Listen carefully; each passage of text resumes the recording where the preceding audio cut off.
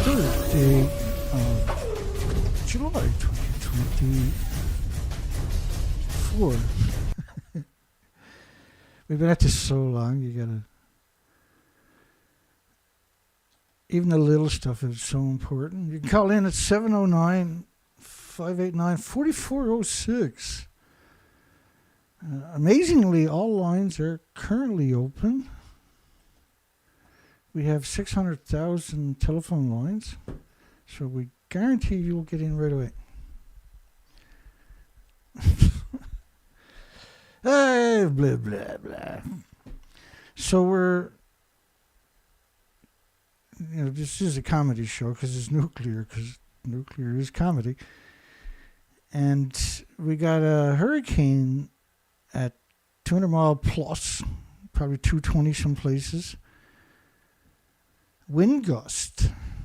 And so, like, you know what, if you got 25 kilometers or 15 mile per hour winds, you can get wind gusts at 30 miles or 40 kilometers per hour, right? There's a huge discrepancy at low wind velocities. And so when you get up to 100 mile per hour, the wind gusts are your destruction machine. So every time the wind gusts, that's when things just tear loose. And they turn into projectiles, and so anything they strike is turned into projectiles too. So like buildings and houses and garbage cans and pop bottles and everything else, particularly 2x4s and stuff like that, are turned into projectiles. We see this. And so what we're seeing with this current hurricane Beryl is it doesn't meet the standards of a hurricane that we're used to over the last 100 years. It doesn't meet that standard. It meets the standards of a tornado, of a 300-mile wide tornado that instead of lasting for a minute and a half, lasts for 24 hours or something. And so we've seen that a lot post-Fukushima, but we didn't see it before Fukushima. And so I'm going to draw a parallel for everybody. And then I'll walk you through it. We'll go through these. We got 400 pictures or something of the hurricane. These are in sequence, so they go pretty quick. But first, let me explain to you why we're using the connotations of Fukushima. So, to your left top is a model of the radioactive fallout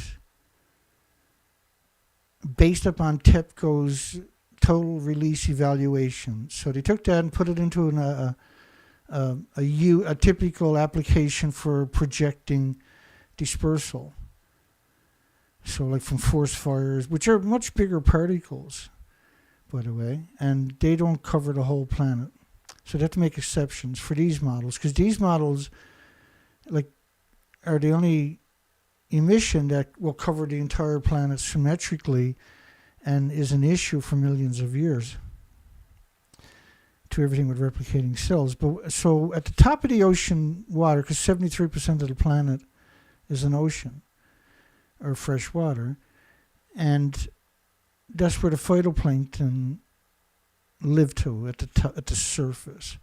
And so the typical 1,000-year cycle, say, of the ocean, typical ocean, is an upwelling going on where it brings up the surface layer, which is of the ocean floor, which is the result of all the creatures in the ocean itself. Because there's different layers of the ocean. A typical glass of the ocean would have a glass. Like a typical glass would have 1 billion creatures into a glass, a 1 liter, 1 point glass. And 75 to 100 million of them are the phytoplankton. And so they're the bases of the food chain, the bases of the oxygen chain, the bases of the carbon sequestration chain. But they feed the biggest whales. That's what they thrive on. And so we're talking about an absurd amount. We're talking about, you would call it an infestation if you've seen it, if you were able to experience it, and it was like bad creatures or something, right? But these are beautiful creatures, and They are the bases of the food chain, the bases of the oxygen chain, the bases of the carbon sequestering chain. They make 50% of the oxygen on the entire planet. It's just the Pacific Ocean. Radiation fallout covers the whole planet. But you also see it affect the forests, and you'll see it kill the bacteria and the fungus. And so the ground doesn't, and we know this from many different studies like Chernobyl's exclusion zones and that, where there's no fungus, there's no bacteria, which means the roots of the plants and the trees are no longer functional because they can't exist without fungus and bacteria, right? And they don't suck up water, and so they don't retain water. And so the ground is very brittle in many ways. And so when you get rain, instead of rain getting soaked up deep into the earth, because there's no ecosystem, and that's the same ecosystem that would break down foliage and litter from the forest and the fields and everything. So when you killed off that species with perpetual radioactive fallout for 80 years, now the foliage and the litter doesn't break down. And so after a few years later, you have all this extra material, and you get a lightning strike, and you have this huge foliage and litter that would normally be broken down by the biota, and the foundation of it was the bacteria and the fungus. So you wiped that out over in increments over 80 years, but then you had a pulse event, which was Fukushima, with an exceptional quantity of different isotopes, unlike a nuclear bomb or something, right? Which was terrible, but this was a major pulse event. And you got 80 years of them hemorrhaging it into the ecosystem. None of it can be contained from the fuel pools at all the nuclear power plants worldwide. That fuel is still splitting atoms, right? And so what happens is now the Earth doesn't soak up water, so you have flash floods. But and you have big runoff into the fresh water and into the oceans too. And there's issues about that too, with chemicals and everything else getting washed perpetually into the ocean. And so now the ocean doesn't work the way it's supposed to do. It's going to be hot all the time. And if you go back pre-Fukushima, you'll see the pattern all the way up to now. And if you go back to 80 years at the inception of the nuclear industry, and because they were so barbaric with their nuclear waste, so-called, just very high-level stuff, the splitting atoms, they were just dumping it into the ocean because the Manhattan Project Secrecy Act superseded environmental, which wasn't a strong issue back in those days. People didn't care about environmental issues. And I can take you to a place, and it's 15 feet of glass straight up from the floor, bottles, like pop bottles and all kinds of mayonnaise bottles and ketchup bottles. Because back in the day, all that was glass. And they regularly used to dump it into the oceans for the first 70, 80, 90 years of this stuff. And it was just, they just threw it in the ocean. Everybody did. They take the garbage down. There was no garbage dumps. We would just take the garbage down and throw it into the ocean.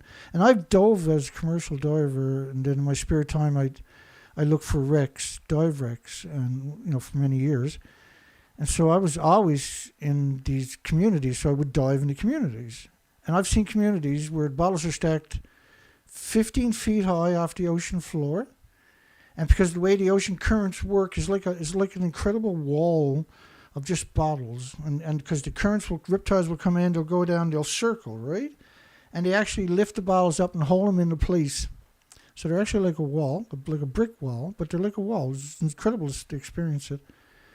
And it's the whole litany. At the very bottom are all the heavier bottles. At the top are all the beer bottles because they're very light, right?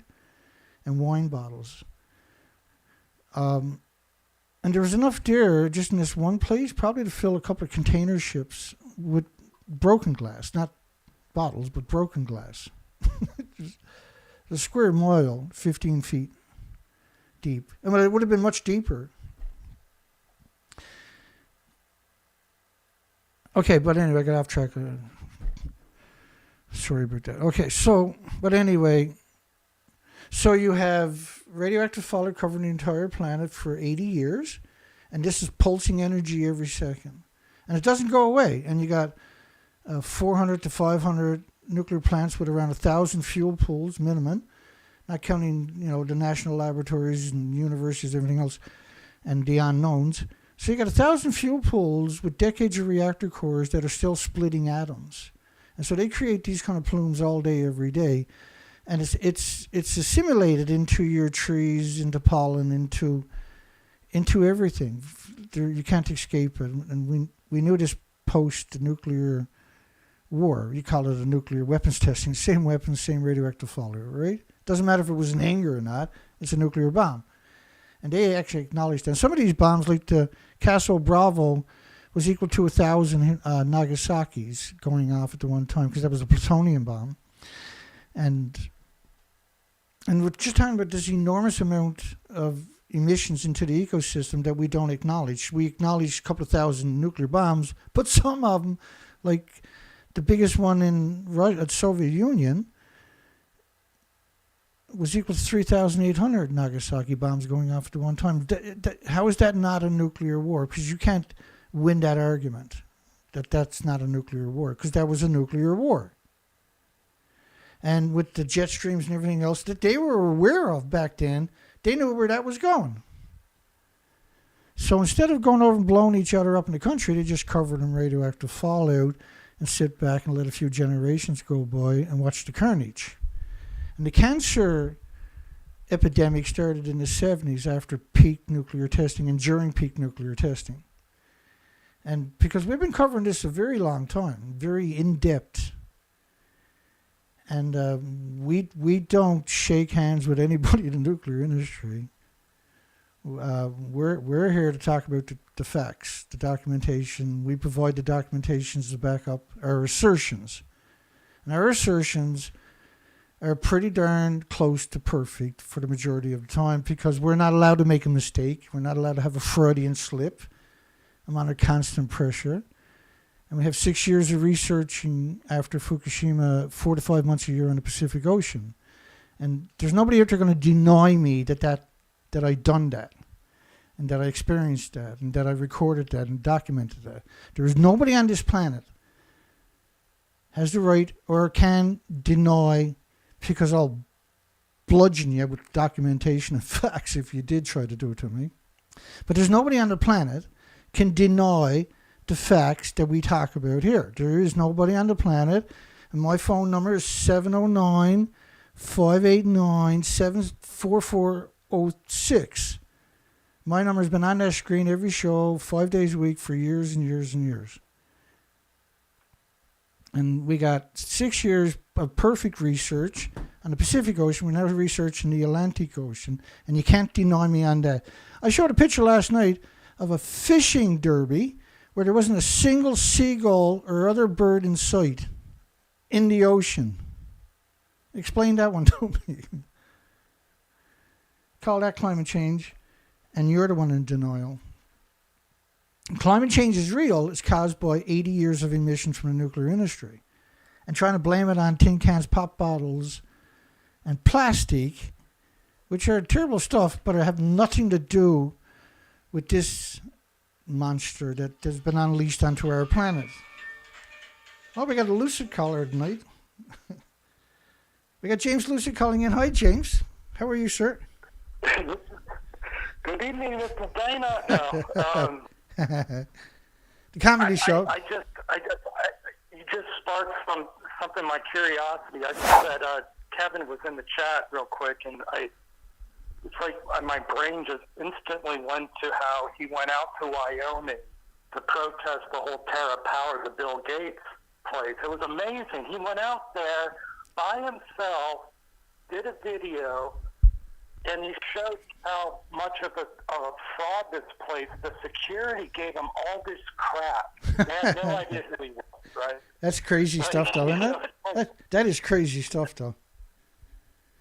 It's just amazing work he did out there. But, it occurred to me that the name of the company, Terra, is Latin for Earth.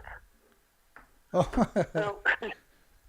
So they're calling themselves Earth Power, which completely removes the possibility of an enhanced geothermal company to use that name going forward. Wow.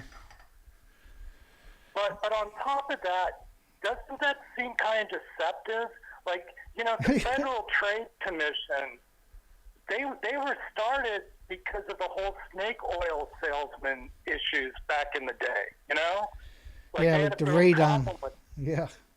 Like the radon Yeah. makeup, and radon suppository, and radon toothpaste, and radon soap, and radon hand cleaners. It was evil what the nuclear industry done.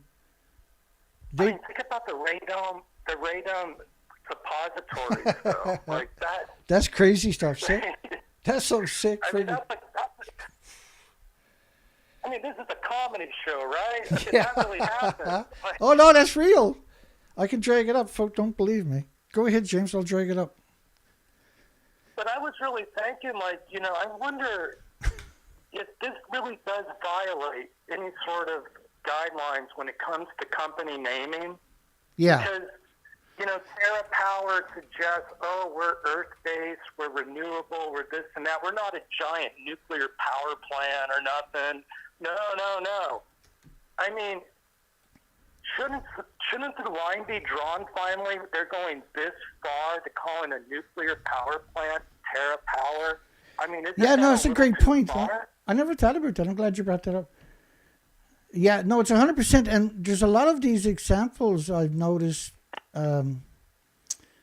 like Popular Mechanics. If you go there, that's pure propaganda, pure 100% propaganda. It's shocking, really. It's so bad now.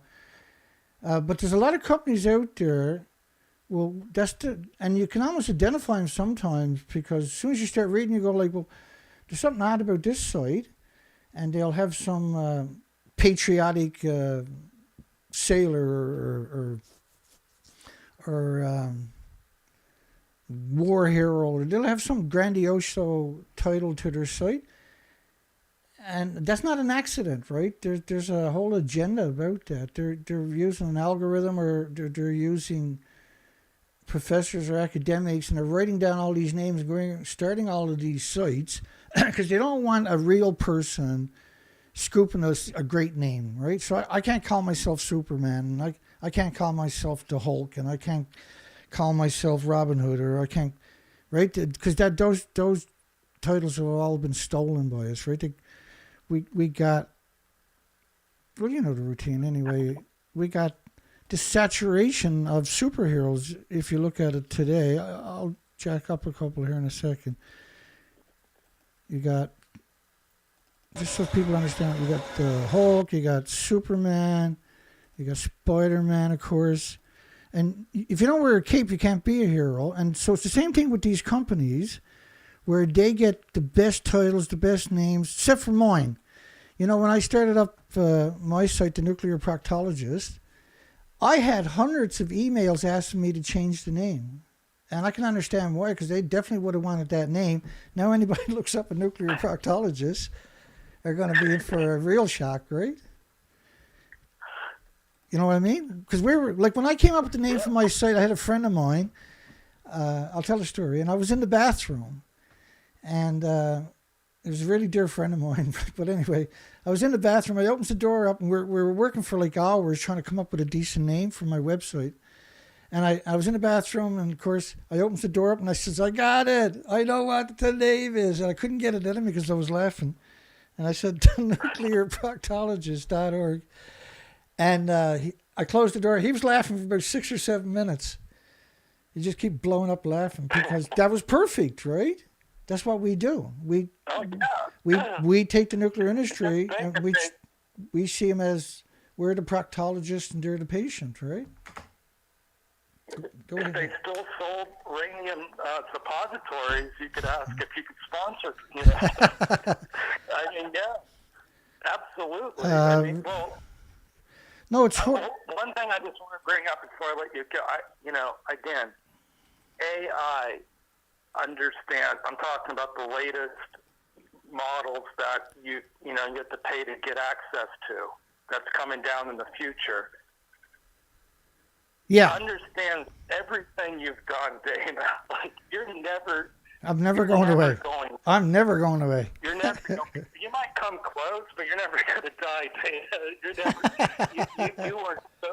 It's so shocking to me how much it knows all the expeditions you've gone on. Yeah, something in it. Details that are just so things that I just can't believe. Like it's just unreal. Yeah, and sometimes it irks me, right? And sometimes it irks me that the world doesn't do it themselves, you know, because they would wake up in a hurry if they did.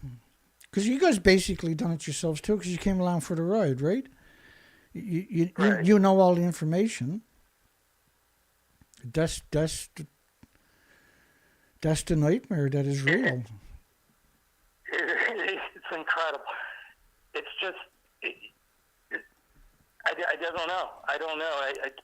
You and Kevin have done so much to just try to wake everyone to the point of like, here, what else do you need to see? This is what's going on. Here are all the facts. We got it. We nailed it. Yeah, we nailed it. We nailed it. Like that's the bottom line.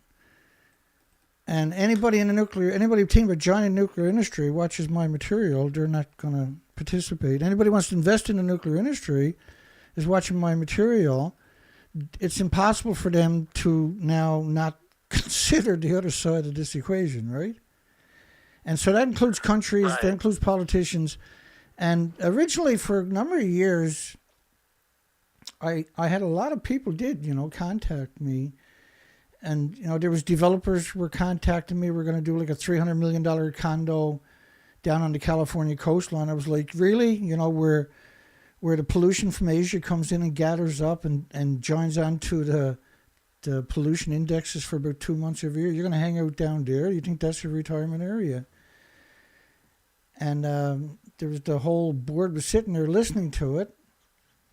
And then he sent me an email after, and he said, well, they're not going to do it, obviously, on the West Coast. They're going to go over to South America and invest their money over there.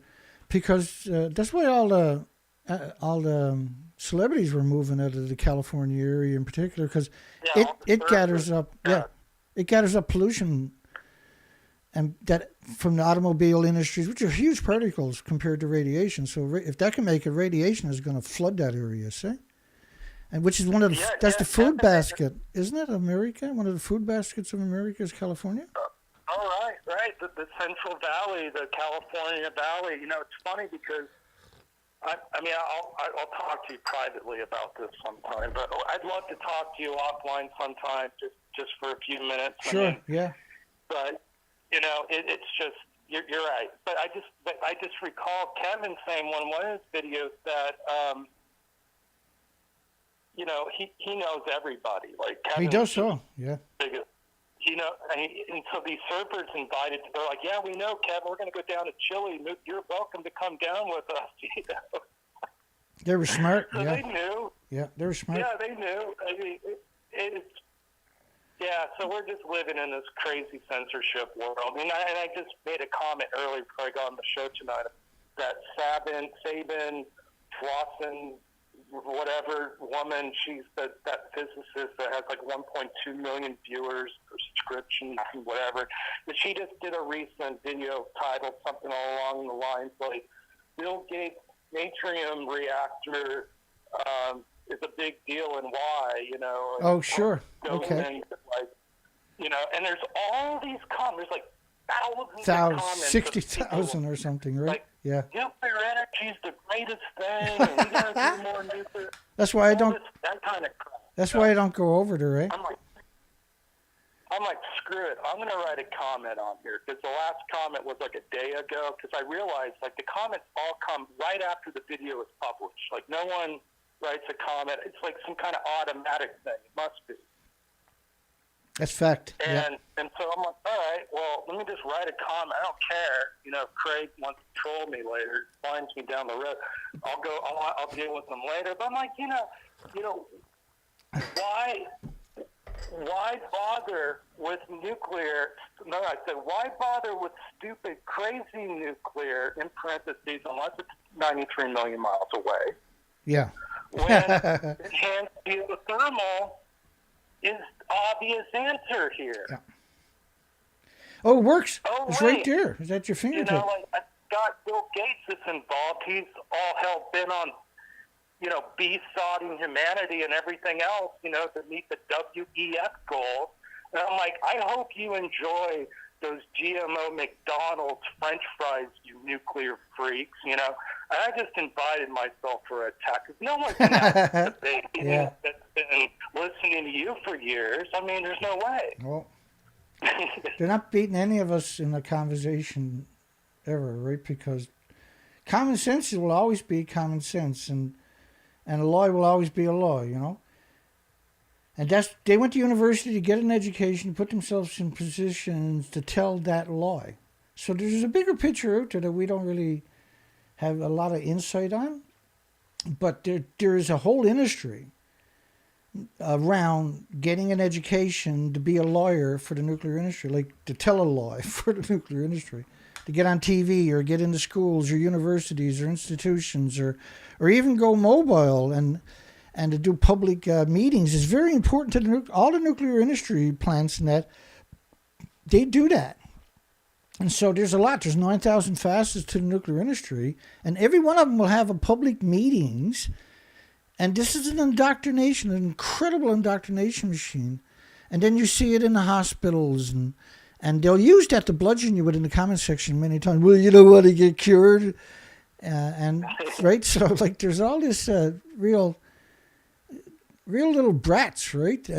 You figure there must be university students or something like that in the nuclear industry. That's part of their assignment is go out and tell people it's like a banana. And we got documentation of that in Taiwan, post-Fukushima, where over 2,000 nuclear students and former alumni and academics and professors all participated in a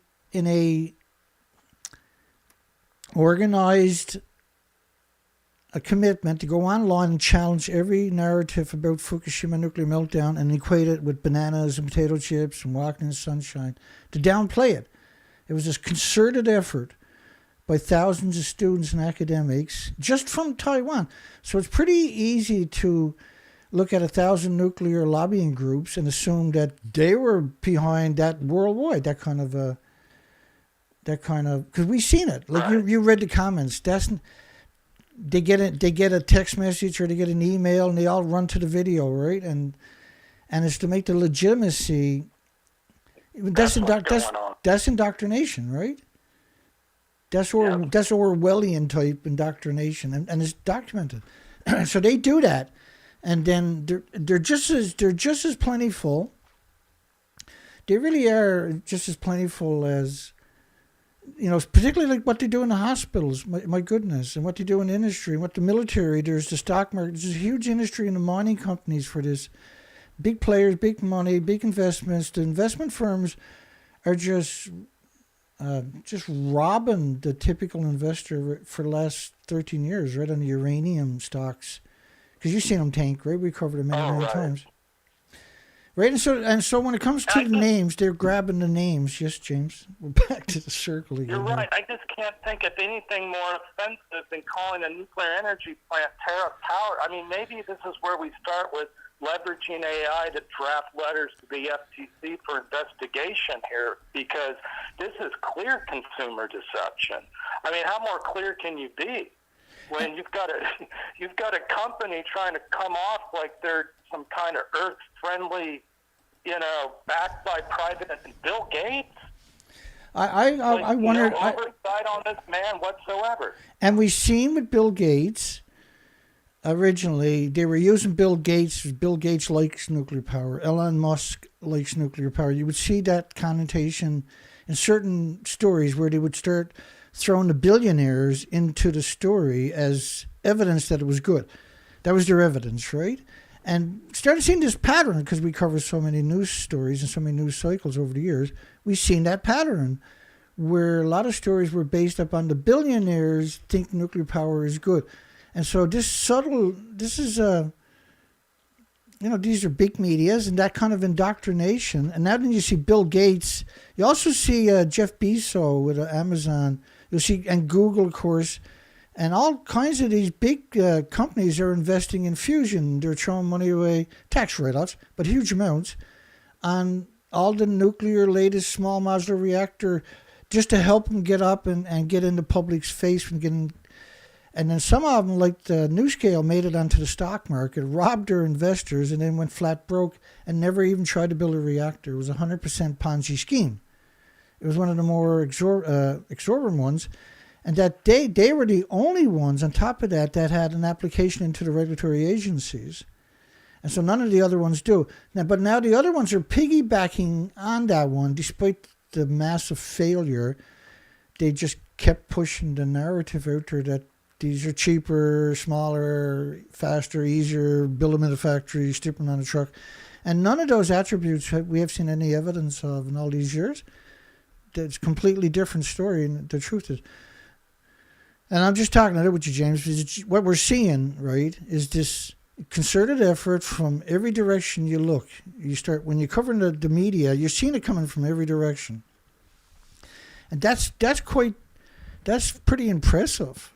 Right, this is a lot. You're talking about a lot of lobbyists, a lot of concerted effort, and then the total population. How many people works at this industry?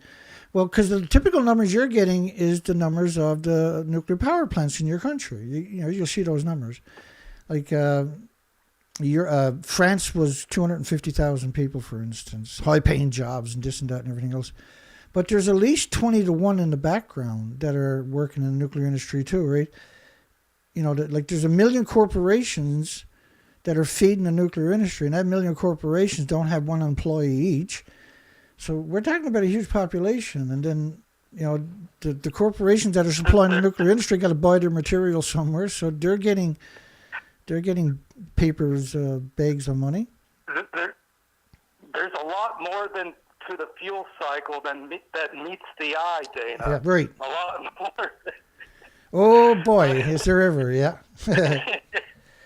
And thank you so much for taking my call, Dave. Yeah, we'll let you go. But thank you so much. Yeah, thanks for calling in, James. Good stuff. Love you, buddy. Yeah, bye-bye. That's James Lucid, and James in the comments section.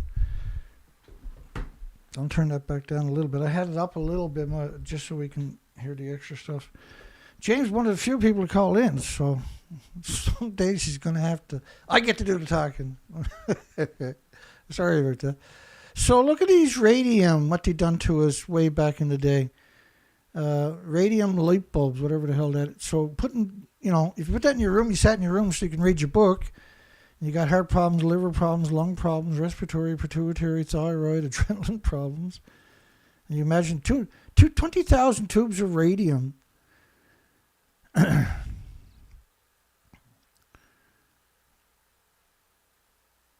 We have radium. These radium heaters.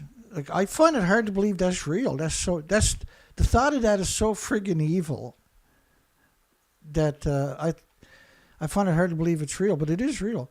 Radium hand cleaner gets everything off your hands. That don't terrify you. Get a load of this one. Radium foot warmer. That's the quickest way to die right there. Radium razor blades. Why would you have radium razor blades? And hopefully those things still don't exist out there anywhere. Radium heater. We've seen so many of these headlines. Radium beauty. They had all kinds. Look at all the different beauty products. Radium. So they got insidious facial sores eventually. There was the radium water where they had these containers, these jugs, were infused with radium. And so you would put water in it, and you would put this contraption in there, and then you would circulate the water by shoving on that. And that was radium too. And so when you would drink this all day long, and then you get sick and die, right? And it's a terrible death is the crazy stuff. And these are just, this was the nuclear industry. It knew the difference. Madame Curie lost both of her hands to radium. And pure radium water remedy, and calling it a remedy. So the nuclear industry back then should have been stopped. Right? This is insane. They actually got away with it. And they eventually got sued or something when they killed the wrong family. No wood is ever burnt in the fireplace. No soot can be seen. And so people buy into it because they don't understand the danger that we're talking about. They can't comprehend that. Radium spray, combination bug killer, disinfectant, and furniture polish. Imagine going in your house and just wiping radiation on everything. Guaranteed by the grocery stores and druggists to kill all insects. Every one of them. There's nothing can survive, including your loved ones. And vermin. Try it out at our expense. Radium spray. Just go around, spray it, wipe it on, sit there and wait to get sick and die.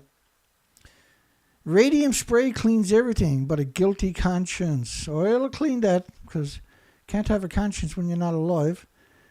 Radium spray is a liquid cleaner and polisher. Imagine how evil, like literally, there's people in the nuclear industry, this is probably like their monthly subscription. They probably sit there and yuck it up every time they see this stuff. Because they're different. They're not like me and you. They're different. Hang on. I'm just loving having hot tea all the time. That's crazy. Because sometimes, years ago, I used to bring a kettle in the studio, right? So imagine using radium spray, just going around your house day after day, week after week, month after month till you drop dead. Polish, dust layers, disinfectant, deodorizer, and a sure death to you. I mean, flies and mosquitoes and roaches and bed bugs and fleas and hog lice. Houses were scary back then. Well, polish and clean furniture and buggies and automobiles and marbles and tile and brass and nickel and carpet. Don't buy anything antique again, for Christ's sakes. Excuse the language. Rugs and matting. Typewriters.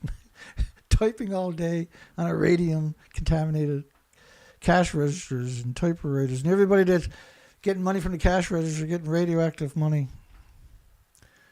I went sick, twisted, demented industry. This is just...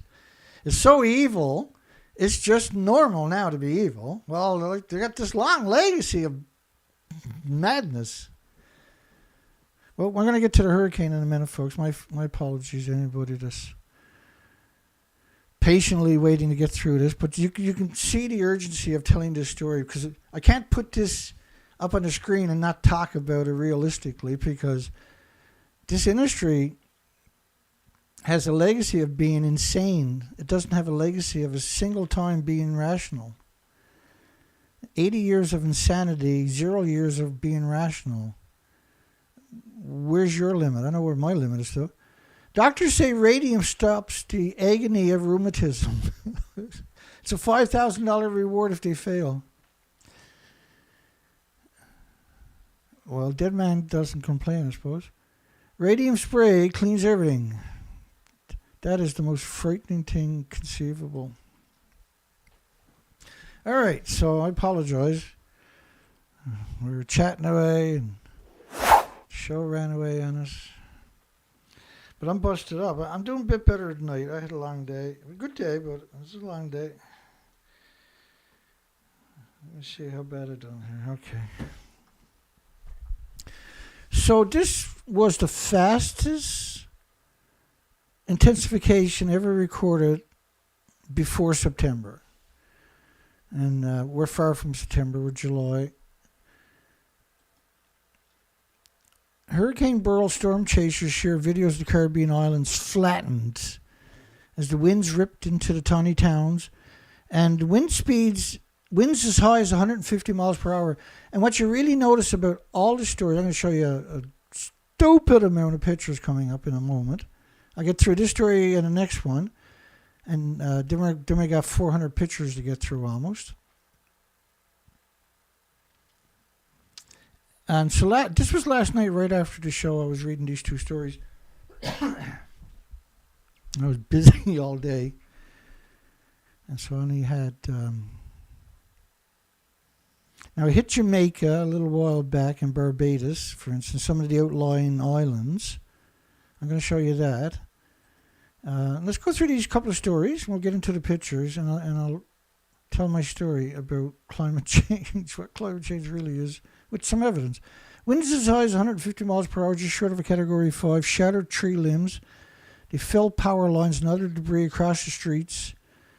And South St. Lucia Island, south to Grenada. Now, this was a few hours back, right? So this thing is still moving. 150 miles per hour, just short of a Category 5. So first off, 150 mile per hour should be called a Category 5, so people can get the frig out of the way because it's a 150 mile per hour. So it should be treated with the respect that it deserves, because we're talking about 150 miles per hour. And this is a trick we see over and over and over, so they can. And it's meant so people can't get out of the way, I would imagine, because a lot of people are not paying attention, right? And so they see the big numbers, like Category 4 or Category. If they see Category 5, they know they got to do something. You see Category 4, they're still cocky, right? Stay in harm's way. But I don't know how the industry doesn't have some pains of conscience by not changing that number, because that's going to gust over 220 mile per hour gust. And 155 sustained means you could get 235, 240 miles per hour gust. And this is what we're seeing. This is what we're going to show you tonight. And these, we don't have any infrastructure there that has building codes for these kind of winds, let alone these kinds of gusts. The Prime Minister said the storm has flattened this is one tiny town on an island with 9,000 people. His words were accurate as the 13 square mile island. There wasn't and I got some guy was there. I got pictures the day before and the day after. Just holy. That'll be the first pictures we see in a moment. He said there wasn't a square foot on that entire 13-mile island that wasn't devastated. Wasn't a square foot. And everything was turned into projectiles at 200 plus mile per hour gust. Housing over to 9,600 people. My apologies. An extra 600 people, what I was saying. 9,600 was subject to Beryl's devastating 150 mile per hour winds. Again, they don't mention the word gust, which is, well, why not? Why wouldn't you mention the word gust, right? Because that's what, a couple of years back, that would be the normal, we would normally see that connotation. A handful of houses appeared to be salvageable, but the vast majority either heavily damaged or completely leveled. And we got pictures going to show them completely leveled. And this is a tornado at this point. This is 3-4 mile wide tornado is what we're talking about. Almost complete destructions of homes and buildings on the islands. The roads are not passable. Almost complete destruction.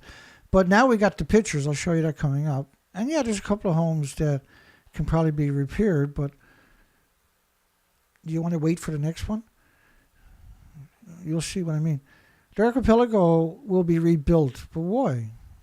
Why would you rebuild something you know is going to come? Are you going to put the codes to sustain 235, 240 mile per hour gust? And we know about 4 years ago in Barbados, there was a brand new hotel room that had all the furniture blown out of the hotel. All the windows and all the furniture blown out of the hotel, and who knows how many guests, right? The archipelago, because we covered it, will be rebuilt according to a statement made earlier. They always say that, but why would you rebuild? Would you rebuild in that spot? I wouldn't. He said similar levels of devastation were expected to the islands of Marur and Canora, and I know I butchered their names, my apologies, deal with it. And that 90% of the Union Islands dwellings have been severely damaged or destroyed. And this is the worst storm they've ever seen. I've never seen that kind of power before. When you see the elderly people that have been there all their lives. I've been here all my life. I've never seen that before. I wouldn't wish that on my worst enemy. And there was a lot of people that had that connotation. You wouldn't wish it on their worst enemy. Just short of a Category 5. 5 mile per hour short of a Category 5. 5 mile per hour. if they had to call it a Category 5, more people would have salvaged their pets and their properties and their loved ones. But I mean, this island, there was nowhere to hide. Unless you had a tunnel, unless you had a fallout cave underground, there was nowhere to shelter. And everything on the island was turned into a projectile. We see those pictures coming up. The storm destroyed cows that appeared to be resting in the fields. And goats, we got pictures of that. Texas coast threatened by Hurricane Beryl. So it's headed for Texas and Mexico. It's in the Gulf of Mexico almost right now, right? It's still coming in. And when it blows ships like this way up on... And look at the damage. That's impressive damage. Hurricane Beryl barreled. It's interesting words, right? Rapid threatening scientists said it was likely fueled by human-caused climate change. And you're hearing that every 40 to 60 seconds or something in the videos from the mainstream media. Climate change, climate change. It's really spectacular how much they use it. And they bring in all the experts and they blame it on your tin cans and your pop bottles and your plastic when they don't pulse energy every second for millions of years. Only nuclear does that. It was likely, this is a conjecture, right? This is an opinion. Union Island, 90% of homes have been severely damaged or destroyed. 90% of the homes severely damaged, minimum, or destroyed. We got a whole bunch of pictures coming up in a little bit. Another 6 clicks or so. Sustained winds of 150 miles per hour, 241 kilometers per hour. And so normally when you got sustained winds, then there's also gusting. Because sustained will define how big of a gust you can get. So 150 mile per hour wind can easily get 230, say, 235 miles per hour gust. And that'll tear up pavement. That'll tear up retaining walls and stuff like that. Not just houses. And one of the things you're going to look for is leaves on trees. And because it's that time of the year, you expect to see incredible foliage on the trees, right? Ahead of the storm's approach, expected Thursday night, Mexico Defense Ministry said the Army, Air Force, National Guards have activated emergency response protocols in 3 Yucatan states with 120 shelters open and nearly 4,900 troops on guard. That's an interesting connotation.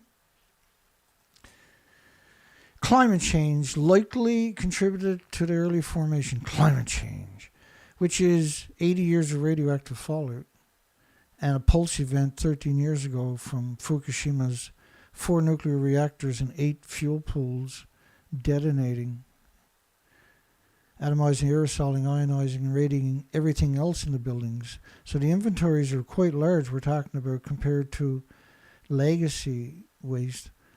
Global warming has helped push temperatures in the North Atlantic to record highs. And an atmospheric global warming, climate change, global warming, has helped push temperatures in the North Atlantic to a record high. An atmospheric scientist, U.S.-based National Center for Atmospheric Research. Why would anybody in their right minds listen to those people? These are bought and paid for lobbyists for whatever industry throws money at their research institute. The warmer water leads to more evaporations, which fuels more intense hurricanes featuring higher wind speeds. We talked about this for years. The ocean is hotter. The storm is going to form like it always done for millions of years. And it comes in there now and heats this hot water. It's fueled. And as it gets close to the coastline, because they're so dry, because you kill the bacteria and the fungus in the soil, and it doesn't soak up water, you have all this heat retained. And now it just grinds the coastlines typically, instead of just going through and turning into a tropical storm, right? Beryl jumped from Category 1 to a Category 4 storm in under 10 hours. And if you go out there tonight, you'll see like Australia and that medias, the mainstream medias, will say it took 48 hours for it to go from a Category 1 to a Category 4. But it actually, because originally everybody was talking about how it only took 10 hours. But now they changed their story 12 hours later. Oh, it took 48 hours. So it's very important that that narrative is not out there for them for some reason. It marked the fastest intensification ever recorded before September. And in the case of storms, we're a long way from September. Okay, so he landed yesterday. And he's getting off the plane. Now he sent the drone up. Now this is this. Is this Grenada? I can't remember. My apologies for that. This is 13 square mile island. So it's not Grenada, it's the other one we're talking about. So this is the original footage from yesterday, before the storm gets there, okay? So it's very beautiful. And look at the trees. Look at all the leaves on those trees. And look at the lush forest in the hills, right? Isn't that beautiful? See how lush it's a tropical paradise, right? Isn't it? With a tropical forest. And this it'll never look, that doesn't exist anymore. I'm going to show you the after pictures in just a couple more clicks. But I want you to see the foliage on the trees before I show you the next pictures.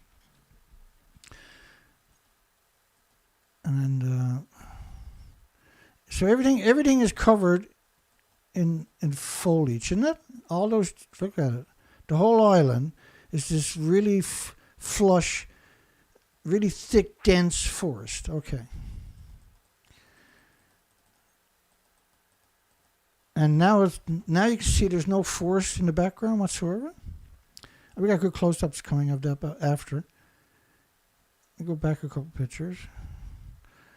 So now there's no forest. There's no trees with leaves. There is no leaves left on the island. The leaves have left the island, not just blown down. They left the island. There is no leaves in the forest. And I put that there because I want to remember that he was talking about there's not a square foot of that entire 13-mile island. So this is the first video that he put out. Now that's where he was.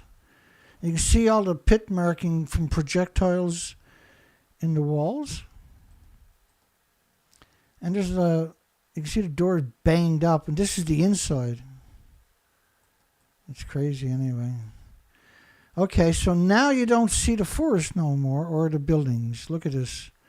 And I'll actually going to make myself a bit smaller, a bit less. In fact, let me just get out of the way for a minute.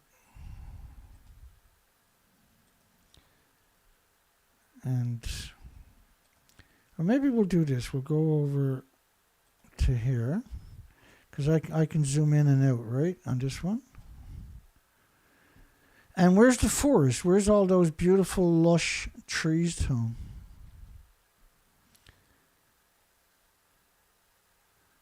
Right? Where's all those beautiful, lush trees? There's a few right there, I think. Yeah, there's some still left there. But it's pretty rare to find them, see?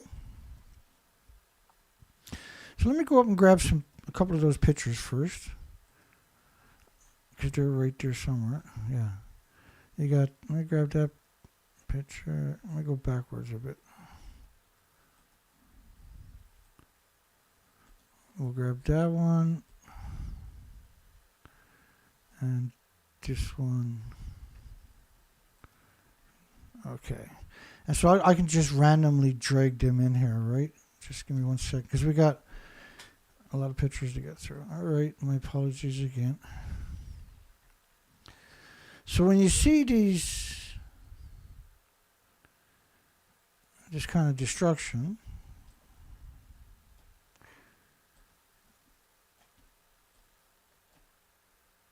and there you go, let's do it right there. We'll set it up so we're right there.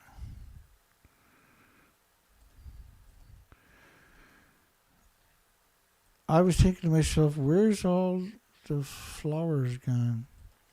And he was in shock, but again, when he talked to the locals, they're telling you they've never seen anything like this in their lives. They never heard tell of anything like it. And They would never wish it on their worst enemy. And this is wind damage we're talking about. We got lots to get through, and that'll tell the story. So when you zoom in, it looks like when you're out here.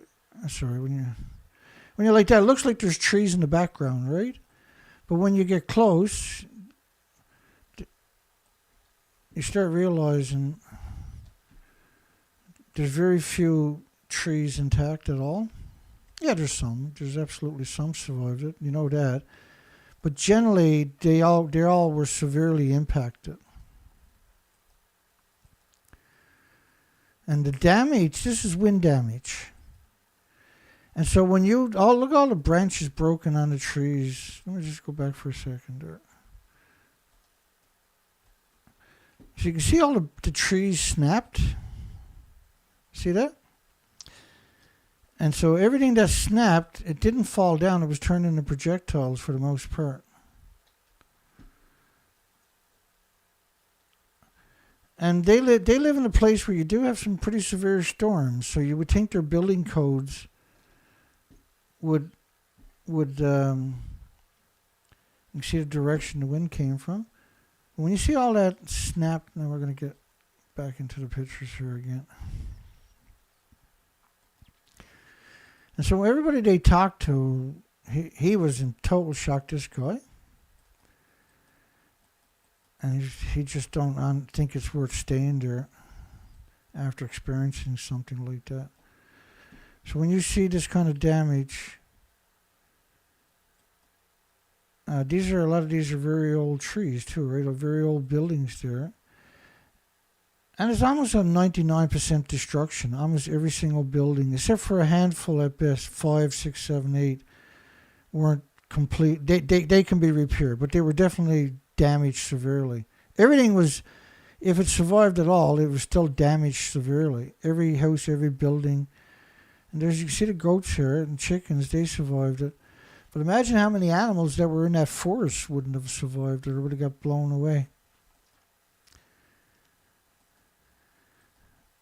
And let's go back to that other format, actually,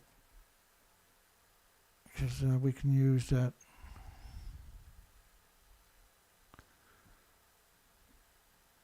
We can use that screen there. And this is big storm surge. And there's tons of boats damaged. We'll show you. And look at all these trees are cracked off, eh? See that? Well, we're definitely over 200 mile per hour wind gusts when there's no leaves left on the trees. St. Vincent and Grenades or something. Total destruction, 100% destruction.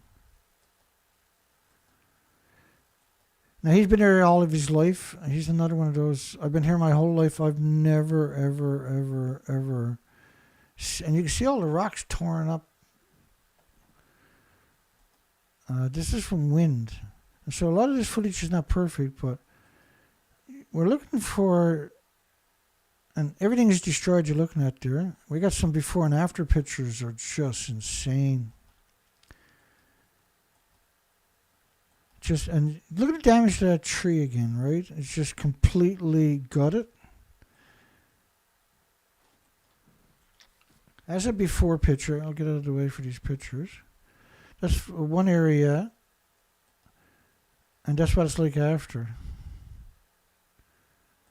So before, and then after. No trees left. Well, there's a few patches, but this is another area. Look at all the lush trees and forest. And now there's barely any trees or forest left. The main major wharf is gone. The pier, right? With a protection for, that was the protection for that whole bay too, you know.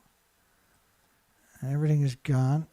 It's incredible damage to the forest and that.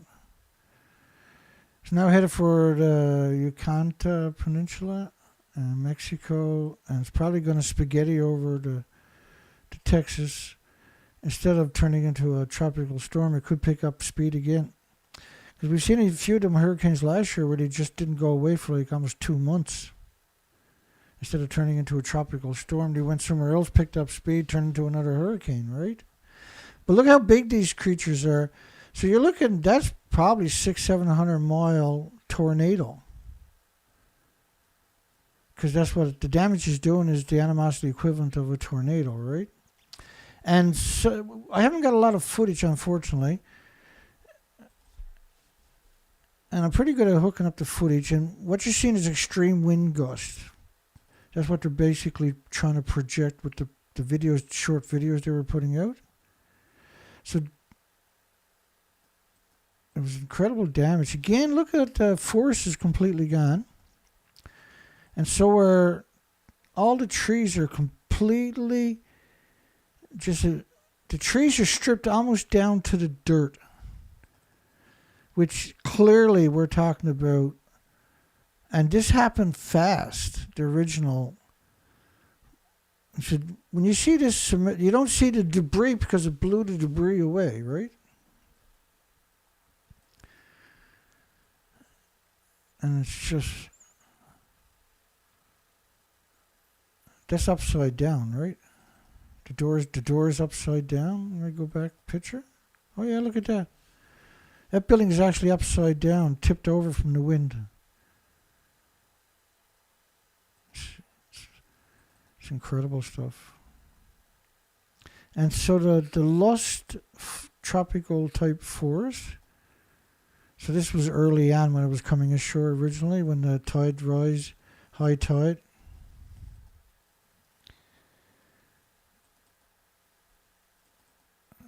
And okay, here we go again. I'll come back in. Look at this incredible damage. Would you rebuild back there after a windstorm? A windstorm. And they've been getting pretty crazy for the last post-Fukushima. And now the storm surges are extra frightening. We got quite a bit coming up yet. On the ships, the damage to some of the ports was insane.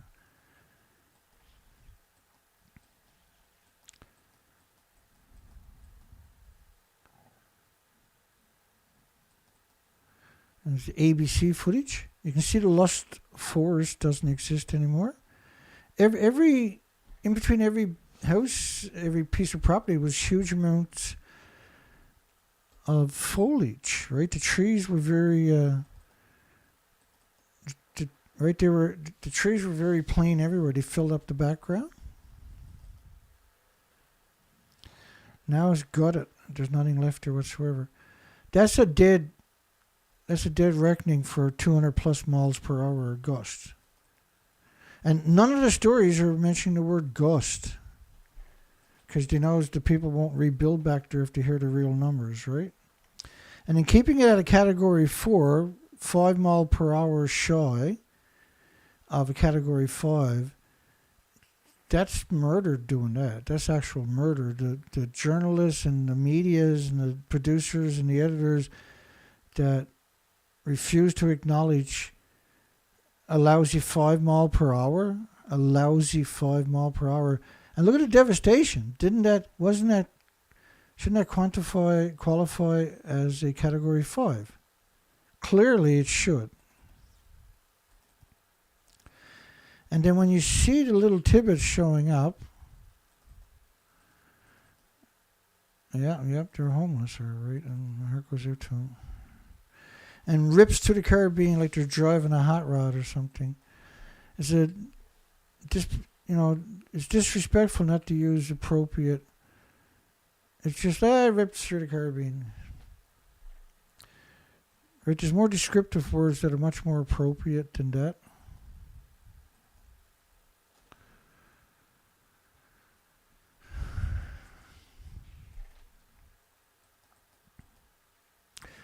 And you can see here we got lots of footage right here coming up of boats and ships and that. And that was in the protected places.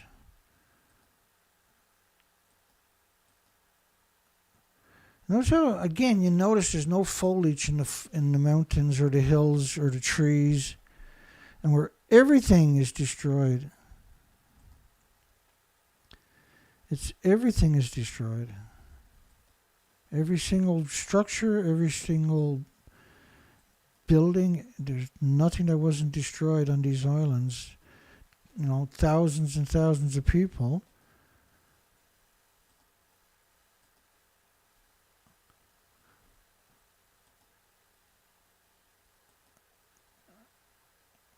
And now you're seeing the livelihoods. This is Barbados. Total destruction. Let me go backwards. You can see all the boats pile up along that side over there.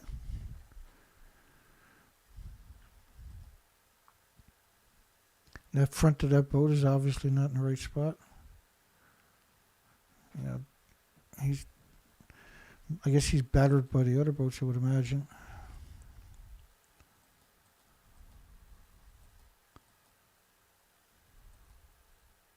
Let me go back for a second.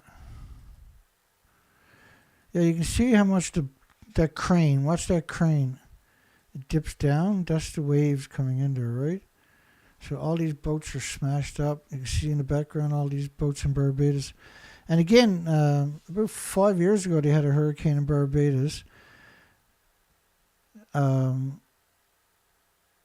think they said the numbers, the military had said the numbers, because we documented it, was 265 miles per hour winds. Where the brand new hotel that was fully booked and was just opened that year or something, it was a brand new hotel. It was only a few months or something like that opening. And then it blew all the furniture, all the windows, all the doors, all the dressers, the beds, the couches, the TVs in this 10, 12-story hotel out of the building. There was nothing left in the building was naked. And that was Barbados about 4 or 5 years ago. And people were telling stories where they found nooks and crannies where there was all this cement from the building. That's where they stood up and they just stood there for hours waiting for this thing to go away. That's the Fukushima effect. That's the nuclear industry effect. Fukushima was the tipping point because it was a pulse event. And this is why we're seeing these awful storms, right? And I articulated that at the beginning. I lamented the reality of what's going on. And I walked everybody through that foundation of what nuclear does to the ecosystem. And that allows the breeding grounds for perpetual storms like this. These are going to be perpetual. They're going to get worse on top of that. The ocean is getting hotter because you don't have a carbon sequestering agent like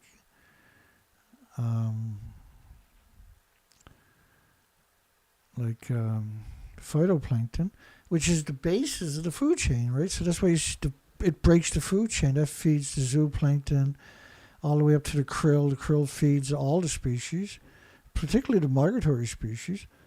And the whales the majority of the big whales are completely dependent upon it. The phytoplankton. All the species are, right? There's the basis of the food chain, the basis of the oxygen chain, the basis of the carbon sequestering chain. If that's not important, what is? And so this is the town Martinique, or I know I'm going to butcher it, but yeah. And there's no foliage left in between the buildings. There's no trees. There are trees, but they're limbed. The bark is even gone from the. And that's another thing you notice with the trees. The bark is gone from the trees, not just the leaves, but a lot. Not all, but a lot of the majority of the trees. You can actually see the bark is gone too, because you can tell that with the colors, right? Well, look at this. There's these outlying islands that have been there for hundreds and hundreds of years. Unless you were in a tunnel, you had nowhere to hide.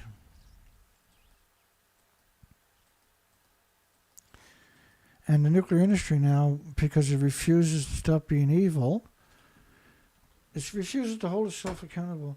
So I'm using a copper cup. I'm even using a copper straw.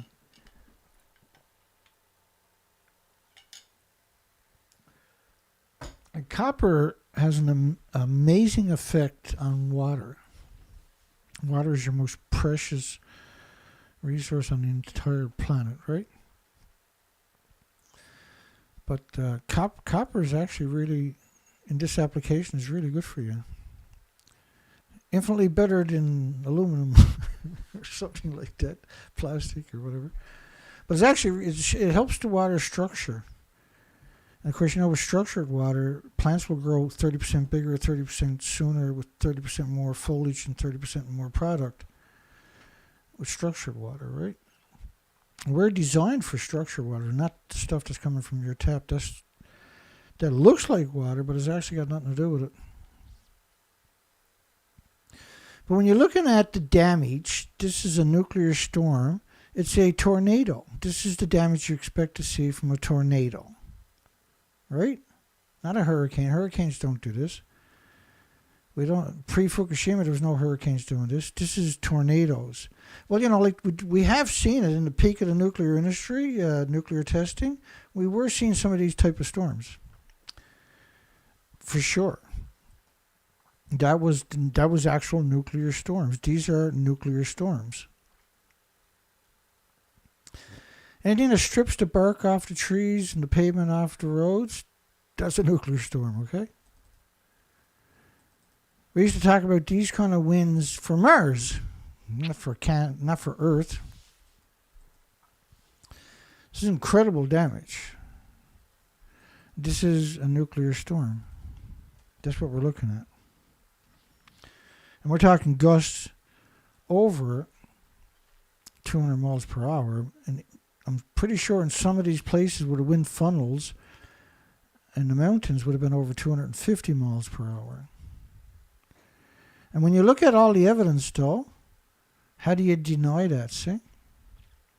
And then not to call it a Category 5 when it was clearly going to be devastating. If this is not a Category 5, what the fuck is,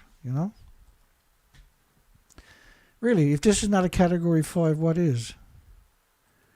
How can you be that heartless not to call it a Category 5? How does that actually work?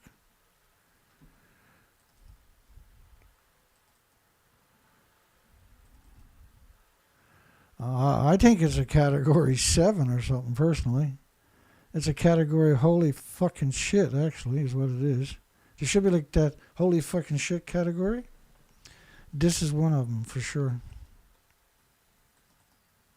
Look at the trees. They got no bark on it. Tell me they got any fucking bark on those trees. They're limbed.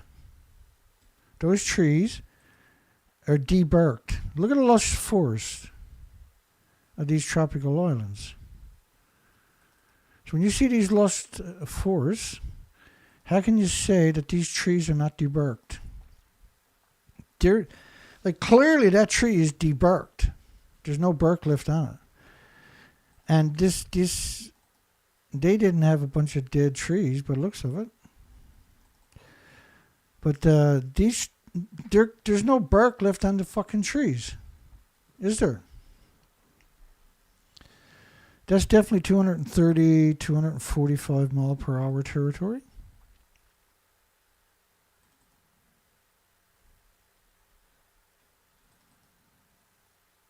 This is a nuclear storm.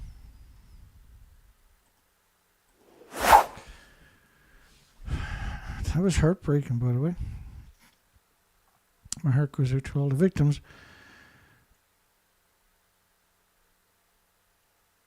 Yeah, freeze water to structure. Thanks, James. Good one.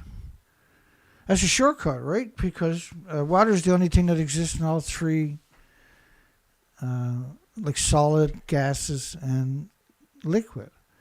And solid is notorious. That's structure. You're talking about structured water. You're restructuring the water, right? But you can actually buy machines that structures water too.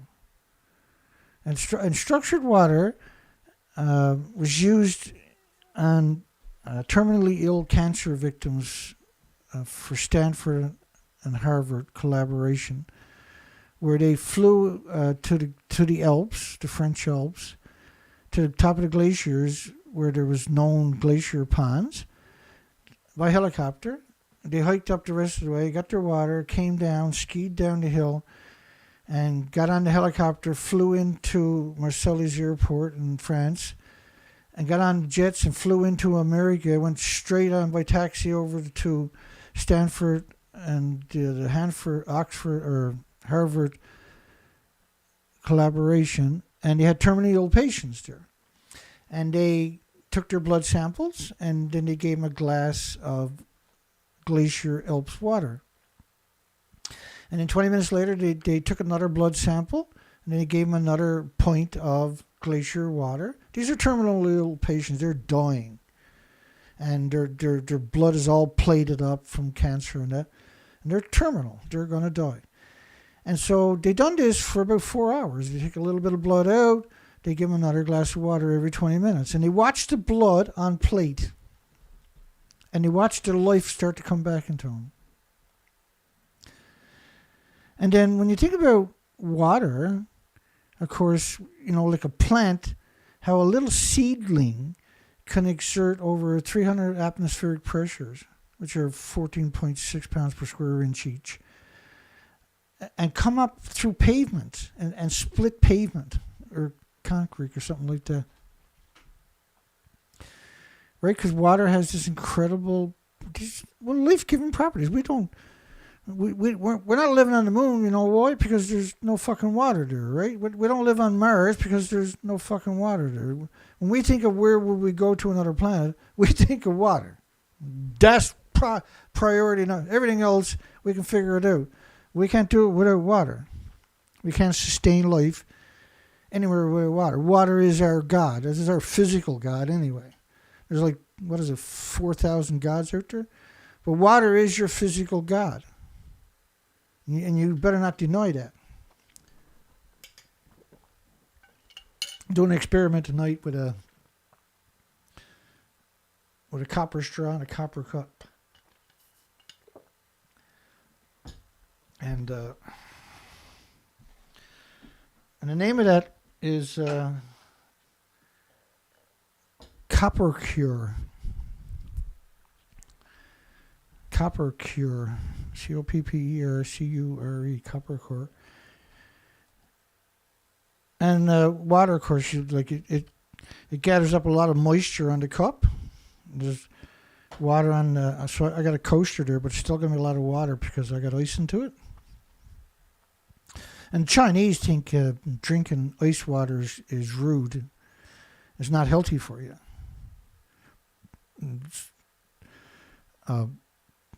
In fact, they think it'll make you ill if you drink ice water. So Chinese generally don't want ice in their drinks, for instance. They don't want ice. They want house temperature water, body temperature, basically water. Who are Jack Tapper and Dana Bash, the Jewish moderators of the Biden-Trump debate? The only two people in the room with the two presidential candidates are two Jewish vehemently Jewish too, right? We covered that last night, actually. We're not going to do that again tonight. Oh, yes, small nuclear reactors. This is a comedy show. Don't forget that. It's hard to be funny when you're talking about 200 plus mile per hour winds. I apologize for that. You don't got a lot of material to work with, okay? I'm doing the best I can here. I'm struggling. It's been a long day. I'm busted up. I'm not as sore tonight as I was last night, though. Last night I was busted up real good.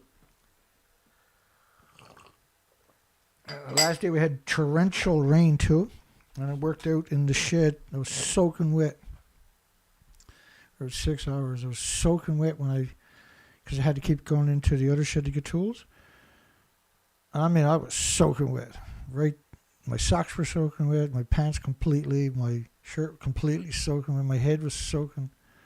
It was really got the job done, though. And we got the weather is going to change on Saturday, I think. Saturday is summer starts here on Saturday. So Saturday is sunshine and lollipops and high temperatures. And so I'm good to go. We're going to get out. We're going to get back out in the woods. And everything else, we're going to go research expeditions. We're looking for spiders and insects and birds and animals and signs of animals. And fish, we're in the water. We run into lots of problems, but we just keep pushing forward till we're back up and running, right? That's the routine. It's always going to be that way, too. When something goes wrong, you just keep trying until you figure it out and get it back up and running. That's the best you can hope for. Small nuclear reactor prototype displayed in, this is energy, last energy. So what? What they're planning on doing? You'll love this one. This is great. This is a prototype. This is not a real reactor. This is just a fake one. It's pretty heavy though. Like I think they're 20 tons or something. And this is what they say their small modular reactor is going to look like. Now, we've seen this. What do you call them? The carpetbagger salesman routine quite a bit now, the nuclear industry. Because that's what it is. It's a carpetbagger from the old Western days, where they would take water, put it in a bottle, and call it an elixir, that it was a cure for everything, right? And they would sell it for 10 cents a bottle or something. Oh, a cure, you got a bad tooth, you drink this, you got a stain in your clothing, this will get it out. And it's just 10 cents. Same price as a paperback at the nickel and dime stores back in those days, right? And so this is such nonsense, right? This is so elaborate because this is a great idea. You got a crane and you got a big transport truck and it's going to stand this up and this is going to be on display. You're going to have banners and the media will come there and shake your hand and pick up their paycheck and tell their fake story. Oh, yeah, it's going to be wonderful. So, like, imagine running into that with a transport truck. What's going to happen? But, again, right, they don't have an application into the regulatory agency. So there is no reactor. This is just, hey, look at us, everybody. It's the equivalent of, maybe I should do it, right? Get on stilts and go out with anti-nuclear slogans. But the path I chose was to do an educational program. And it takes, you got to keep that pace up. What I'm doing. One thing I noticed about it over the years was that you got to get back in the saddle constantly. Because you're going to get taken out many times, you get sick, or, like I had kidney stones last year, heart attacks, we had all kinds of breakdowns. And we never ever stopped trying, right? We just keep working hard till we got back up and running, And just because you run out of energy if you don't, and you run out of momentum. And this industry needs to be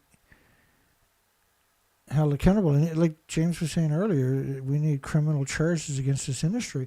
And I advocated that years ago where I said, the ultimate dream would be you have a big foundation come in with multi-million dollars and back me up. We do a 24-hour media show 7 days a week on nuclear.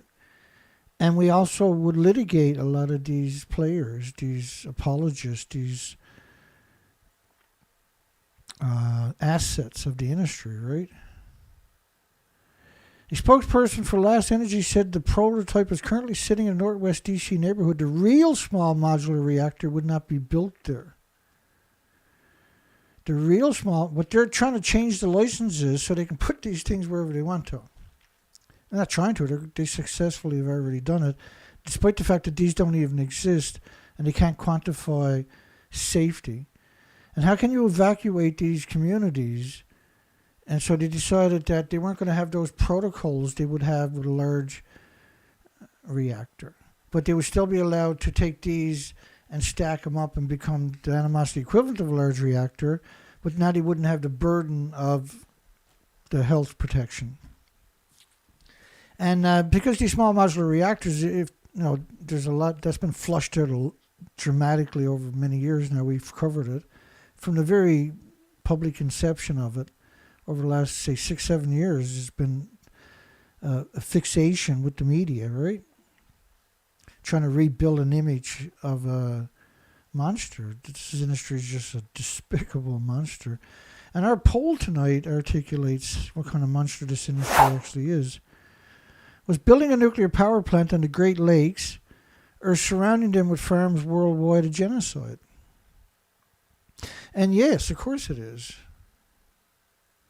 Because all the nuclear fuel pools at all the nuclear power plants, and they have two fuel pools for each reactor. Each site has multiple reactors. And the fuel pool's got decades of reactor cores.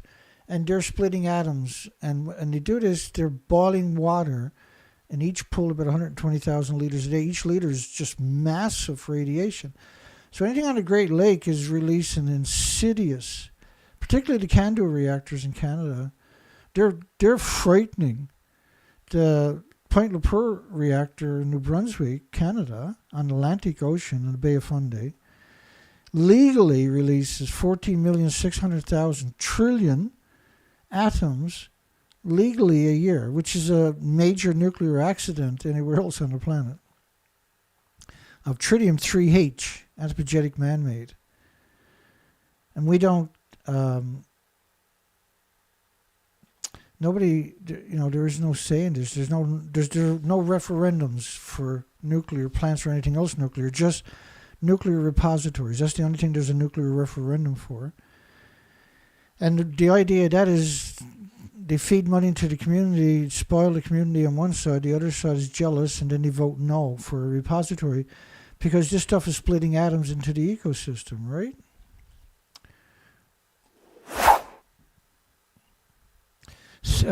They would set up industrial zones near manufacturing parks or data centers. This is another, because this is also quite worrisome when you hear them use those connotations of a data center. I'm seeing that an awful lot in the last couple of months. And because data centers are talking about artificial intelligence systems. And so they're projecting they need thousands of small modular reactors just to power their data centers. So they're going to rely heavily on an artificial intelligence. That's pretty clear. That when they're looking at that particular infrastructure for that application, and they're talking about using nuclear for it, this is completely unacceptable in every direction that you peek at this industry. Suspending a 22-ton prototype from a crane in front of a convention center Monday afternoon. I'm going to leave it there for a few days. So you got convention centers, a lot of people going there, it gets a lot of prominence in the media.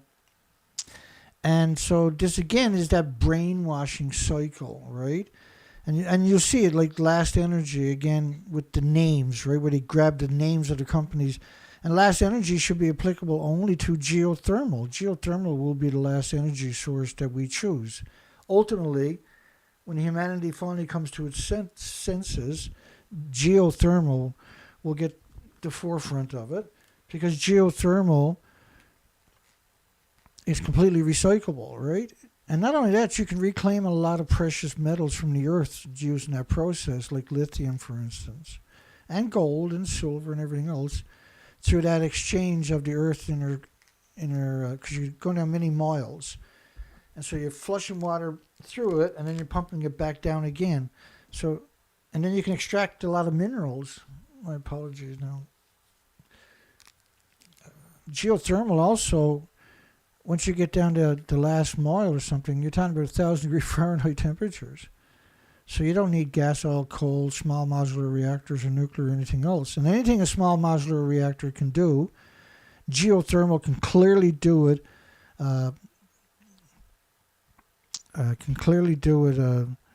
3,500 days quicker, right? 10 years quicker. 365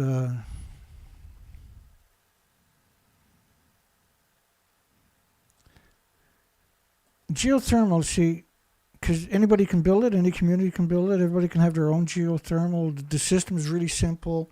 All you do is put the investment into it, and then the community can drop, after about 6 or 7 years, their bills will go from what they are now down to about 1/10 of it.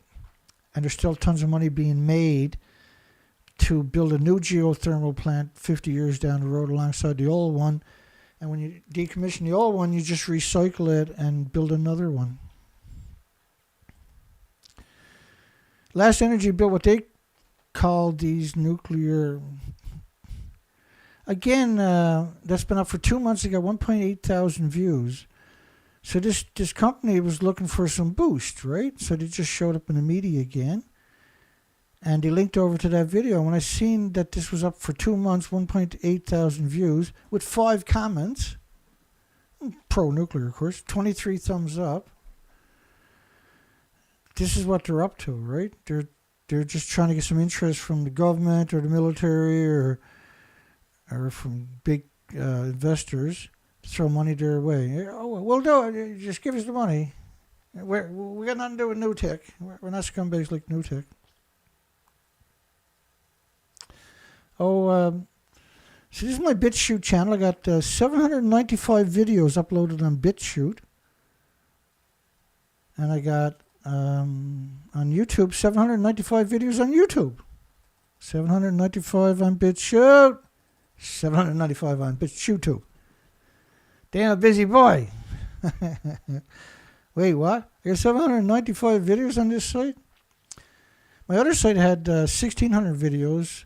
I had court orders to take down 300. Gag orders for 3.5 years. Protect some of their assets. Total video views on BitChute was 253,000. Total views on YouTube was 255,000. 253,000. So 2,000 more views on YouTube. That's why you use YouTube, because they get more views, see? That's the way it is, right? Don't get me wrong, I'm censored everywhere. That's interesting stats for Dana, though. My other site had 25,000 subscribers, and I screwed up when they were looking for spiders. They didn't like that, so they took down my site. Can't go looking for spiders, Dana. That's crazy talk.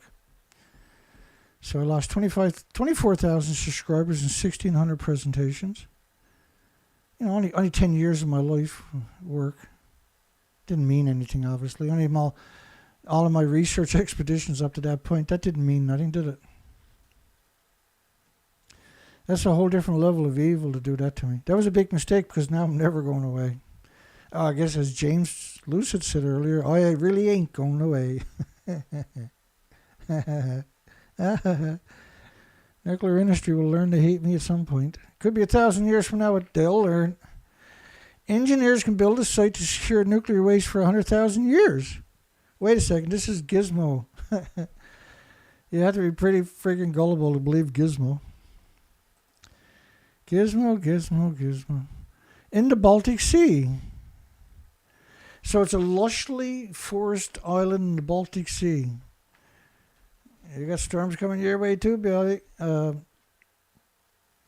So the idea of doing this, they're on an island, right, in the Baltic Sea.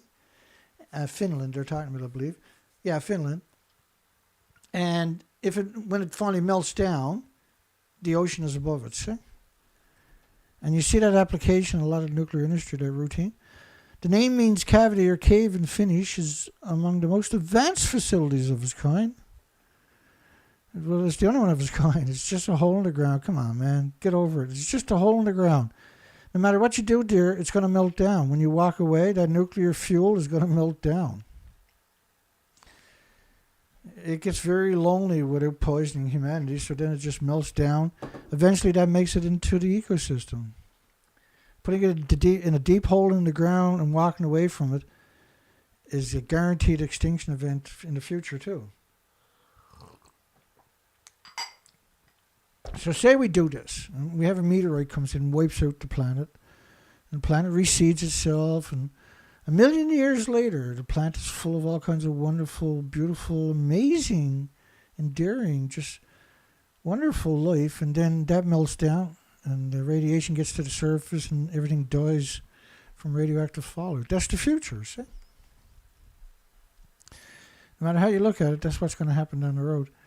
The process requires remarkable feats of engineering. Really, a hole in the ground? Come on, man. It begins in an encapsulation plant where robots remove the spent. Finally got robots can work with nuclear. That's pretty cool. Don't send them to Fukushima though; they'll die right away. From storage canisters and placed them in copper. So this is one of the biggest lies imaginable. So we had two Canadian scientists with the Non-Waste Management Organization / Nuclear Waste Management Organization here in Canada. They said $26 billion for 18, 19 years. And they never grew any interest on it. They still got $26 billion today. Which is quite interesting, because how much interest would you make on $26 billion if you're the government? You're going to have good investors, you know it. And so they don't have any extra money all these years later. They still got $26 billion. And so you get these scientists says they're going to put it's like a 1/10 of an inch of copper on the outside of the cast, and that'll stop the cast from melting down for over 1 million years. But it doesn't matter what you use. The Wigner effect, the neutron bombardment, the beta rays, the gamma shines, the X-rays are going to wreck the integrity of copper or tungsten or whatever else you want to use. There is no solution, see? So it shouldn't have existed, and they acknowledged that a long time ago. And doctors a long time ago equated radioactive fallout as a biological weapon because of its insidious attributes. Once full, the hefty vessels weighing 24 metric tons, 48,000 pounds of precious metals and disease factories, will descend more than a quarter mile in an elevator to a cavern hollowed out of bedrock 2 billion years old. See, once you dug into it, then now it has a way back out. Because you can't replicate that as a gate, right? And when it melts down, it's going to melt down. It's going to cannibalize everything. It doesn't need oxygen. It'll burn at 9,000 degree Fahrenheit temperatures happily forever. And so once it comes in contact with water, it'll detonate. And these detonations, like a liter of water will expand 1,800 feet or something in a millisecond, right? So it's very easy to start splitting the walls. If you're only a couple of thousand feet underground, that's not very difficult for this material to breach, right? It'll eventually breach that. It could take 100 years, could take a week. And the bentonite clay is not going to stop it. So what they're talking about is the clay is known to attract radiation like mushrooms, or berries, or. And so if you're going to ensconce it in bentonite clay, you're just talking about absorbing radiation. That's just a mind fuck meant to make you think. What we're talking about nuclear meltdowns. That clay will be atomized and aerosoled and ionized and radiated quicker than we can blink, basically, once it goes bad. And sealed behind concrete. Well, we know radiation has no respect for concrete. Or it's stupid. As many as 3,250 canisters containing 6,550 metric tons. The humanity's most dangerous refuge. This is not refuge. This is nuclear waste that is lethal to everything with replicating cells. This deserves prominence too. Nothing assembled by human hands has stood for more than a fraction of that time. And the plan that there is no sign of a facility, there will be no sign of the facility. The agency that manages the nuclear waste, nobody would ever know it's there, whether we're talking about future generations or aliens or whatever. So no one's going to know it's there until it melts down and finds its way to the surface. Because that's what it's going to do, right? Building such a place, as technologically complex as it is, might be easier than convincing a community to host it. Again, why would you put it in the community? Why not put it out in isolated areas that are uninhabitable? Or, like, first off, why don't you come up with real solutions? Why dig a hole in the ground, throw it all down there, and wait for it to melt down? Because obviously that's what's going to happen. The long process of gaining such support is called consent-based sitting. And like putting it under the ocean is not a solution. They know it's going to eat through that, and the ocean will come in, and they won't be around to take the blame. They just don't care. Putting it under the ocean is literally the stupidest thing conceivable. An undertaking many in the nuclear energy sector consider vital. First, the nuclear energy sector are the problem. They're not the solution. They will never be the solution. Their entire legacy is based upon deceit and deception and misrepresentation. And dishonesty is the number one criteria to get a job with them. As the U.S. races towards a post-carbon future in which nuclear energy can play a key role, it's not racing. There is no, of course, without carbon, we got no insects or birds or animals or humans or anything else. We look like the moon without carbon. The only reason we have all this millions of species and everything else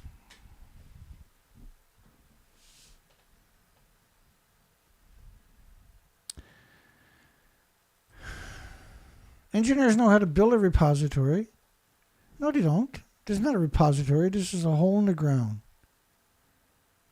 They've been digging holes in the ground as long as we can remember, right? They just got better equipment. More slaves. The bigger challenge is convincing people that it's safe to live next to it. Right? And so this disconnect, that's a disconnect you just heard that time. It's convincing people that it's the bigger challenge is convincing people that it's safe to live next to it. But no one's going to live next to it on an island, right? And so that connotation we see all the time. So why put it next to why put it in farmers' fields? Like the Canadian Nuclear Waste Management Organization is fixated. It's fixated like a fucking 8-year-old on farmer fields. The United States knew even before the world's first commercial nuclear power plant began operating in Pennsylvania in 1957 how best to dispose of the atoms generated by electricity. Again, this is disgusting misrepresentation of the actual facts of what we're talking about. It's a completely departure from any fact whatsoever. And the industry is by far the biggest breach of academic science in human history. Opinions haven't changed much in 67 years. No, you mean your evil ways haven't changed at all. You're still out there 67 years later telling people it's like a banana and a potato chip and walking in the sunshine and climbing fucking mountains and everything else. The only viable way to possibly deal with the issue of isolating radioactive waste can be remain hazardous for hundreds of thousands of years. No, we're talking millions of years. Iodine-129 doesn't go away for 15 million for the first half-life. There's 10 half-lives. Oh, and then they use Edwin Lyman from the Union of Unconcerned Scientists. And the Union of Unconcerned Scientists was started up by scientists from the Manhattan Project. And if you go look at the board of directors, they're the very, very, very last people you want as a neighbor. This is the industry. You got a cushy job there writing propaganda. This is propaganda central. That's what the media uses as a reference. And that's how they get their kickbacks, right? The nations, and the donations to the Union of Unconcerned Scientists are friggin' frightening. Like you're talking tens of millions of dollars a year coming into them, and their job is to come out and lie to you. They're sustained probably forever, that organization.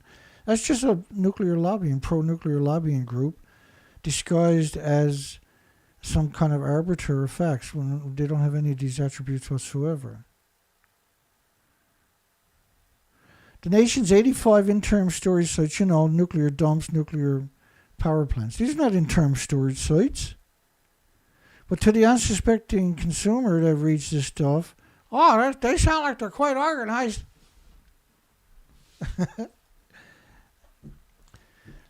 It's all about the shiny new reactors. So not having a solution, because they don't want one, they can put every university, imagine taking 1,500 universities across America and having a contest. Who's going to come up with a solution to deal with nuclear waste? Here's the issues, here are the problems, here's what we've done before. Figure it out. And you got all these little genie brainiacs. And we're like, giggity pin, laughing shaft, we got it, that's it, that's the solution. That's the solution. And then the whole world goes, give that boy a Nobel Peace Biscuit. And failure has allowed the utilities to collect $500 million a year in fines, because the government didn't get. So the government is to blame. It's the government's fault, not mine. I just created it. It's not my fault. Whose fault is it then? If you're the guy who created it and you don't know how to get rid of it, and it's lethal, everything with replicating cells, shouldn't the onus be to hold you accountable, liquidate your assets to pay restitution and reparation, and come up with solutions, right? The Canadian search started 24 years ago. This is the Canadian, I'm sorry, I said 18, did I? Years? It's actually 24 years ago, with the creation of the Independent Nuclear Waste Management Organization. Is the industry. And you're going to call them independent. Oh, we gave him $26 billion so he wouldn't be corrupt. Nuclear waste management, affectionately known around here as the non-waste management organization, like the non-nuclear, the NRC's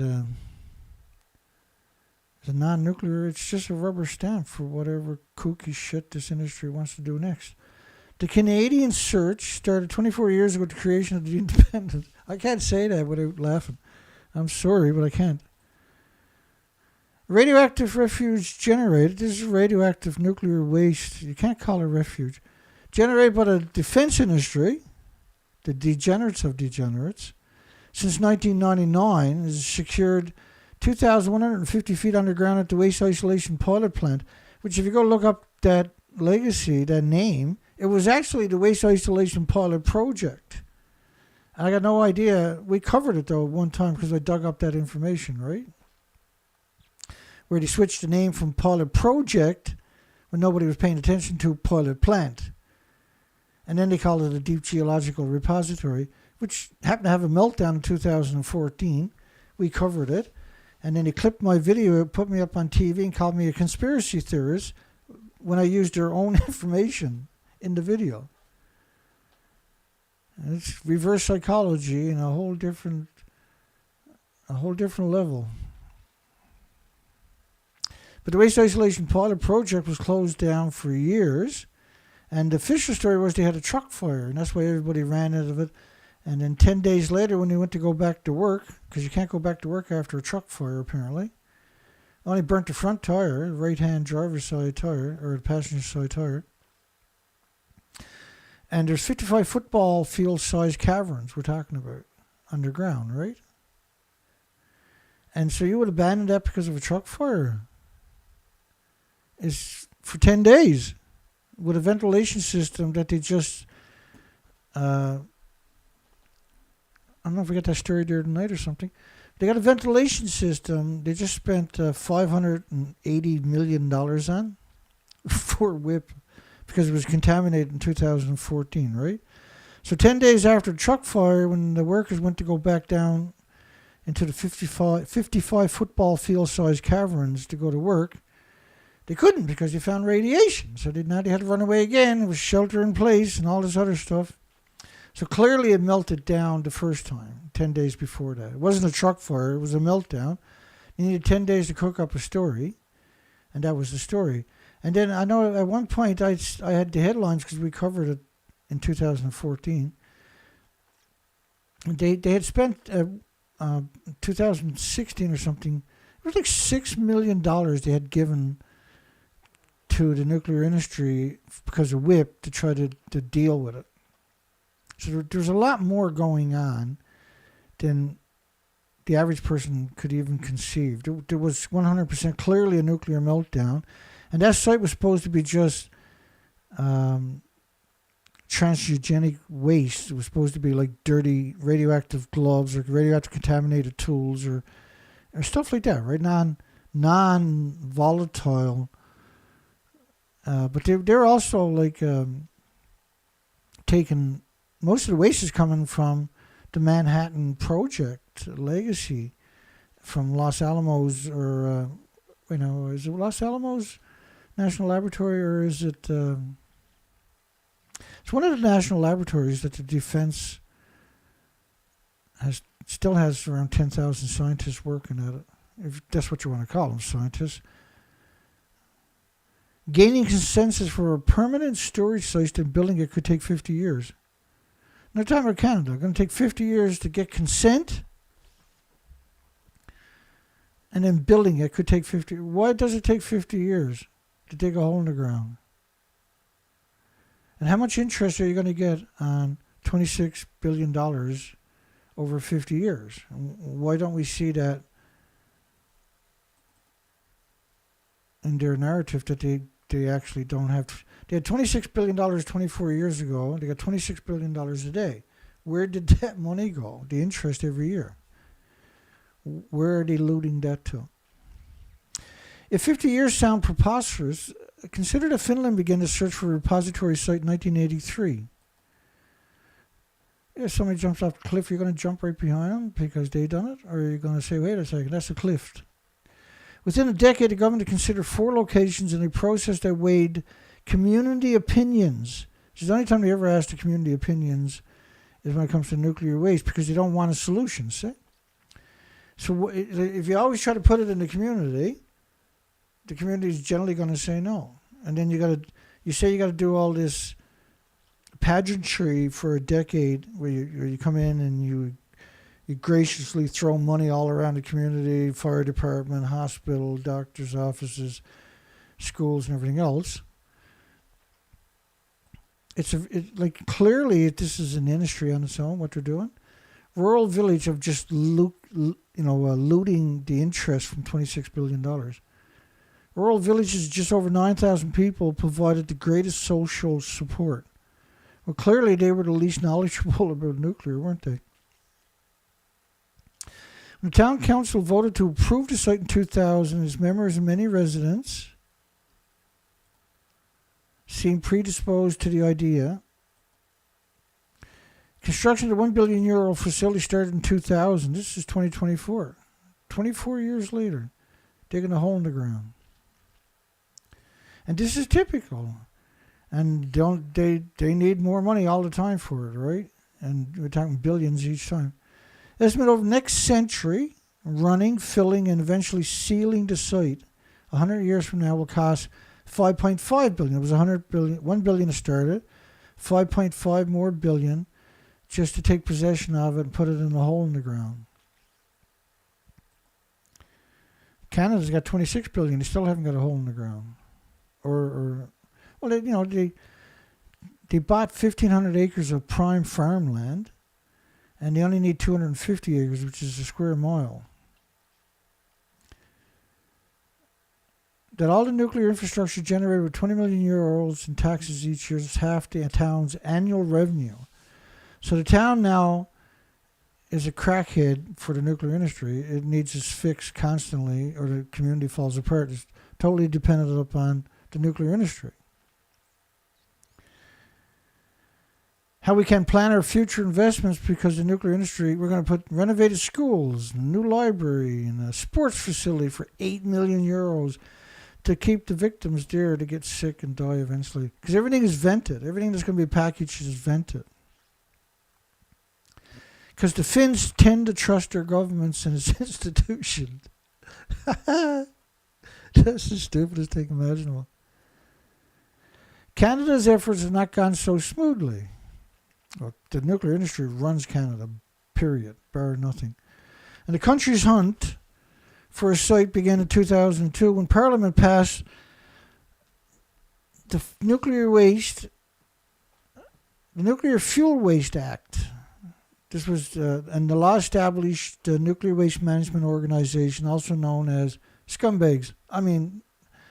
Nuclear Waste Management Organization / scumbags, which unveiled a 9-step plan in 2010. So 2002, we're 22 years down the road. They got $26 billion and they still haven't got a hole in the ground. They haven't even got a ground, really.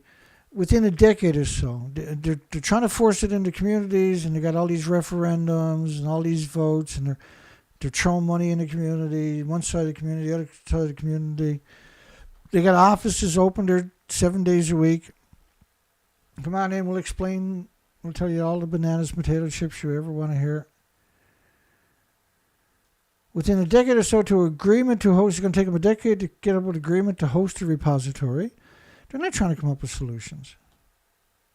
And this stuff is all splitting atoms into the ecosystem, into your communities, or your supermarkets are saturated with the food from the farms that are surrounding these nuclear disease factories. Over time, the screening process cut the list of potential sites to 2. The first is South Bruce. We cover this all the time. A small farming community.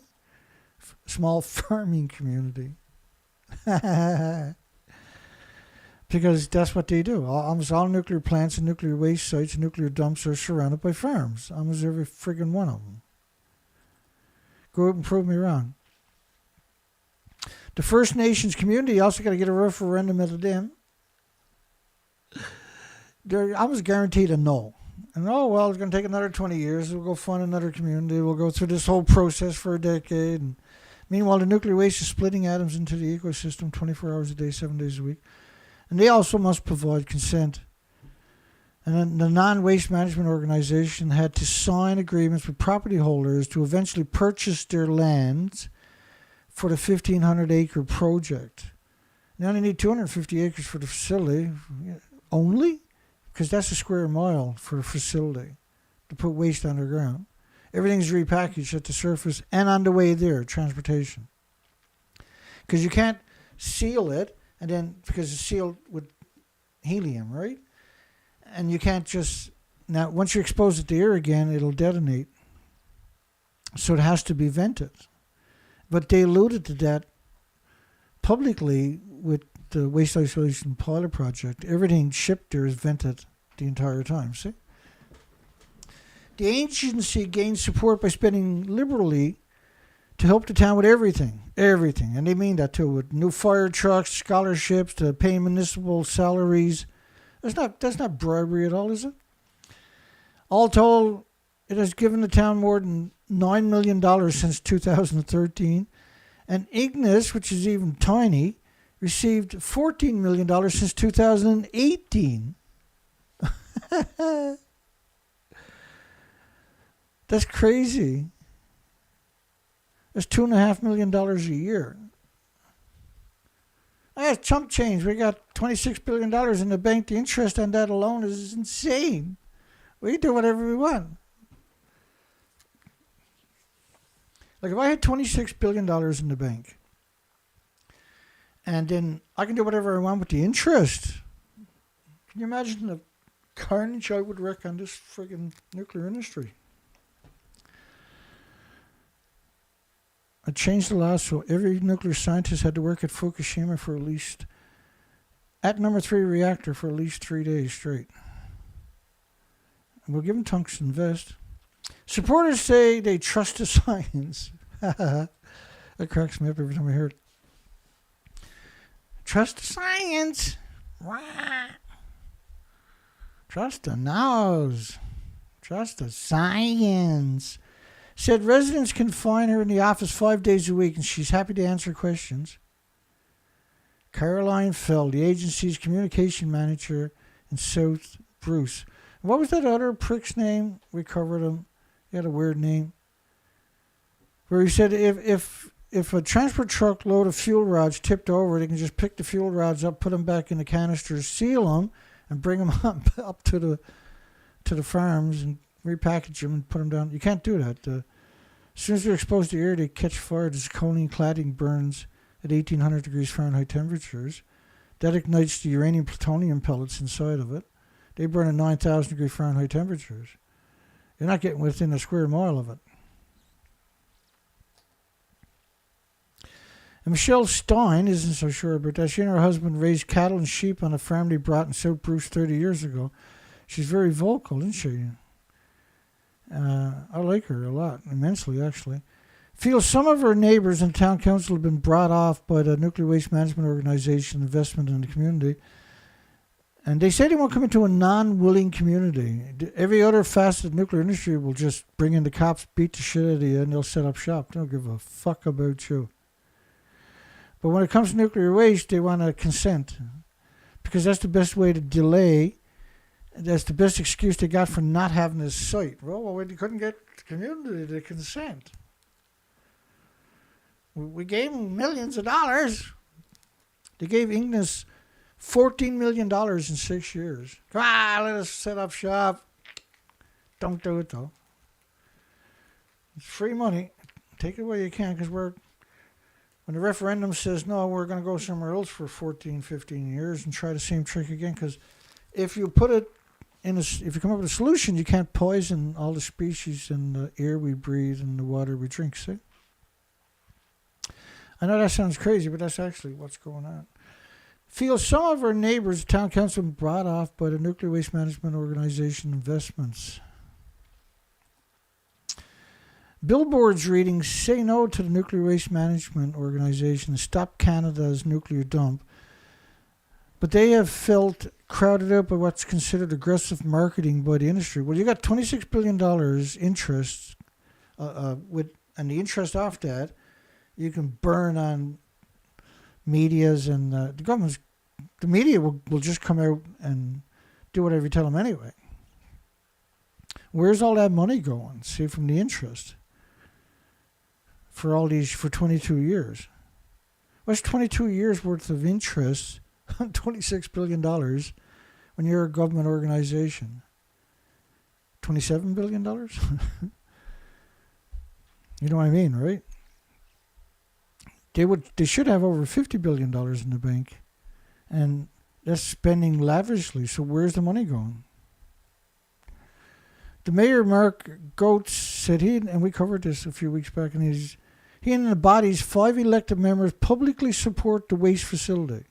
Now his dad was 12 years ago, or whatever year it was, 2012, was the guy who said, yeah, we'll take it. And he's also grateful for the financial support the Nuclear Waste Management has provided, which is chump change on their interest in $26 billion, right?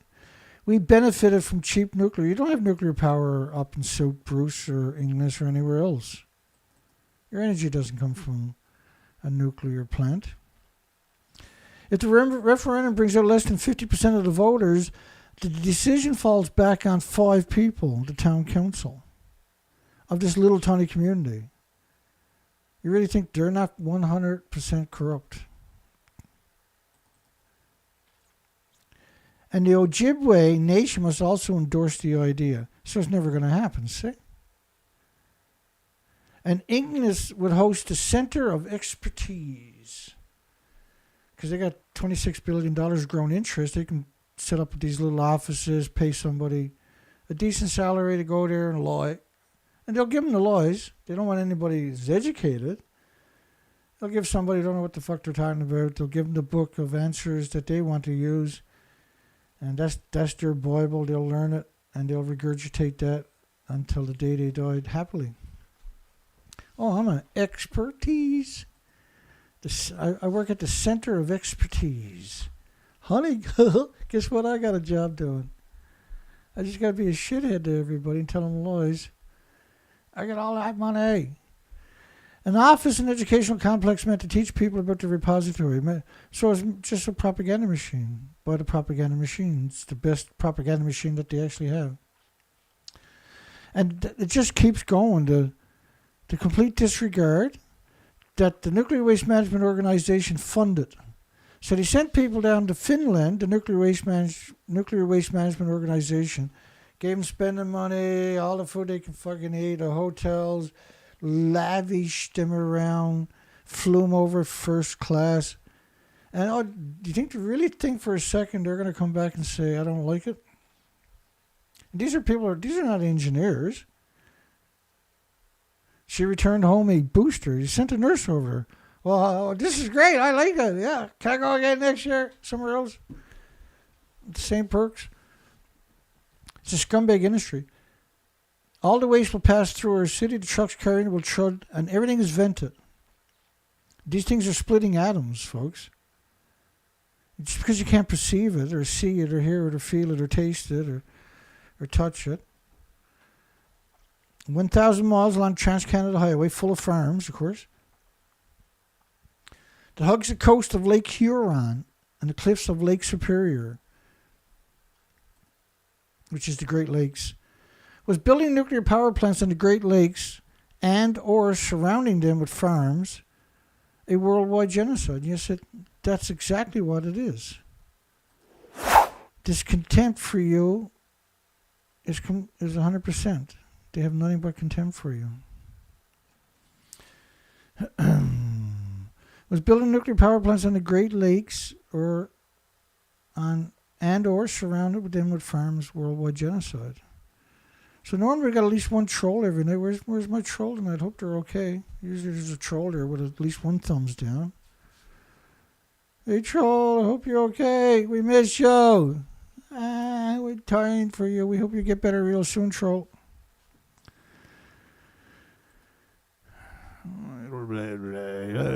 More from Gizmodo, Australia. This is from Australia, why Australia is the biggest media blitz pro-nuclear we've ever seen. And this shit story just came out from Australia. Total coincidence, right? Well, if you made it this far, don't forget to give us a thumbs up. And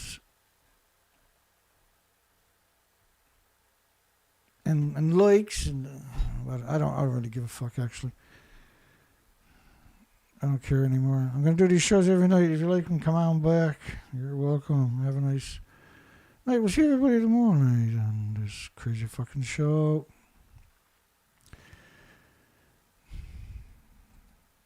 It still cracks up that there's two Jewish commentators are dictating what the American public gets to hear and see. It's just for a presidential debate. I can't even wrap my mind around it. That are political, but both of them involved heavily in the presidents and politicians. It's just, how the hell do we ever get this complacent that could happen? How the hell do we ever get that complacent? Oh yeah, I meant to do that before the show was over tonight. Hot spots in Tokyo. Far away from... Situation in Fukushima beyond imagination. Many young and old people dead from heart attacks. Yeah, just in a single month they had almost 13,000 extra people died of a heart attack. That's crazy, right? There was an extra 865,000 cancers in the first year. 6 in 10 Fukushima children with diabetes. In Tokyo medical clinics, they were expecting diabetes in Fukushima children from the radiation. U.S. Navy sailors, their digital watches stopped working at the same time. They were laughing about it. What's that weird taste? And then there was pictures released by the government into the media where the soldiers were out on the deck scrubbing the radiation off the deck with brooms and mops, with no kind of respiratory systems. The bathrooms of the aircraft carrier USS Ronald Reagan were flooded with people with diarrhea from the radioactive fallout. In the hallways, out defecating in their pants in the hallways, right? The bathrooms were plugged up with excrement. I know it sounds shitty, but I'm a nuclear proctologist. What the fuck do you expect? Infant deaths are also up in BC. Collaborates U.S. studies. Infant deaths are up. The feds conduct an aerial radiation survey near Seattle to get baseline readings. Then they wouldn't release it. But a study came out, it was 450,000 times background detection levels sustained for extended period of time of just xenon-133. Child cancer risk doubles if exposed to a couple of x-rays worth of radiation during pregnancy. Every child on the planet has been exposed to at least double from radioactive fallout, right? Just walking down, their parents walking them down the road when they were pregnant. Third Fukushima nuclear workers dead. Oh, Craig's going to lose his mind if he sees that one. He says nobody died, right? Disgusting, Craig. Doctor near Tokyo attributes symptoms to radiation exposure. We have begun to see increased nosebleeds, stubborn cases of diarrhea, and flu symptoms in children. Yeah, that's coming to South Bruce really soon, too. Like the plot of a summer horror flick. All along the Canadian Pacific coast, mussels are dying. And I was out there doing the research during this period of time. No doubt the mussels disappeared, right? The whole coastline was covered in mussels, and then they weren't. Bodies swollen by cancerous tumors. It's not supposed to be tumors in seafood. Unprecedented, that's why we call it a comedy show. Unprecedented mutations, because if you don't laugh, you're going to cry or scream, right? Unprecedented mutations allowing cancer to spread from one species to another like a fucking virus. Scientists like, it can't be nuclear, it can't be Fukushima, it could be everything else. Probably your tin cans, your fucking pop bottles, your cardboard.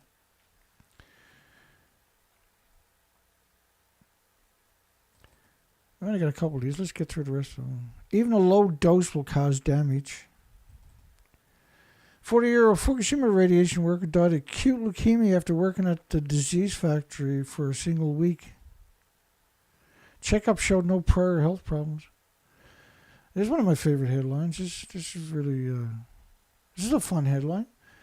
Nuclear fallout will engulf Taiwan. People should stay home. Immediately take off their clothes and cleanse the nuclear contaminants. Like what they should have been doing, and what was actually going on was take your clothes off, put it in a garbage bag, and dispose of it when you get home if you're caught in the rain. And they should shave their heads and their eyebrows right away.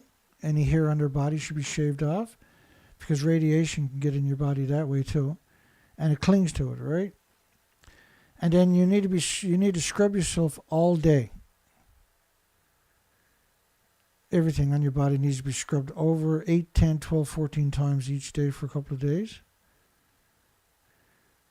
And you need to plug up all your windows, with wet towels and stuff like that, and your doors, the bottom of your doors, the top of your doors. In fact, tape them up if you can, right? And any kind of a filtration system is better than none. When anybody goes to Fukushima or Chernobyl, that's what they should throw all their... You don't want to put your clothing in your laundry and contaminate all your other laundry in your washing machine and your dryer, right? You hear me? And when you got a chance, you want to move far, far away. Pneumonia cases surge in Japan. The frequency of pneumonia is increasing after Chernobyl, too. Obesity rates doubled in the first year in Japan. Almost doubled in the first year. And obesity after nuclear accident is a marker of radioactive brain damage. Internal radiation exposure damages the DNA. That's NHK, Japan. Plutonium heart particles seen in cells avoid touching the death ash. And so this is the last one. Nearly 3,000 evacuees were rushed to hospital from shelters in Fukushima, Iwate, and Miyagi because they were incredibly exposed. They evacuated them way too late. And so they had incredible radiation sickness. And the nuclear industry was trying to blame it on stress. And they said there was around 3,000 people that died shortly after the nuclear meltdowns. And they tried to blame it on stress, but we've seen many evacuations of more people, millions and millions at a time, from catastrophic typhoons and cyclones and hurricanes and post-Fukushima, but we didn't see those attributes of several thousand people dying. We only seen that at Fukushima, shortly after Fukushima. And that was because radiation. That's why they evacuated. Stupid. But you know what I mean, right? And so I apologize for that. I wanted to cover that tonight. That was important for me, so I did. It's too late. Can't take it back. Yippee-ki-yay. We got no likes tonight. 26 likes. What the hell did I do not to get no likes? Oh, it was that poll. That poll will do me every time, won't it? Was building nuclear power plants in the Great Lakes and or surrounding them with farms a worldwide genocide? Every time I do those types of polls, I get no likes. I'm surprised. I don't think they can control the poll, maybe, because I got 33 votes on the poll, which surprised me that I got that many. We're going to end that. Good night, everybody. Hugs for everybody. We'll see everybody tomorrow night.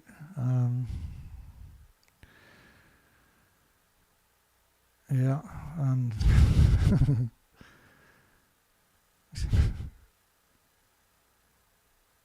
yeah, good night, everybody.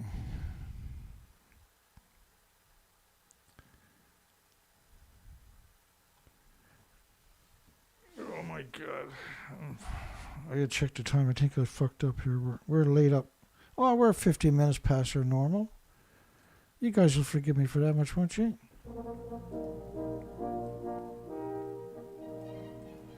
Sometimes you just don't want to stop, right? Sometimes you're like, I want to beat the nuclear industry up friggin' more.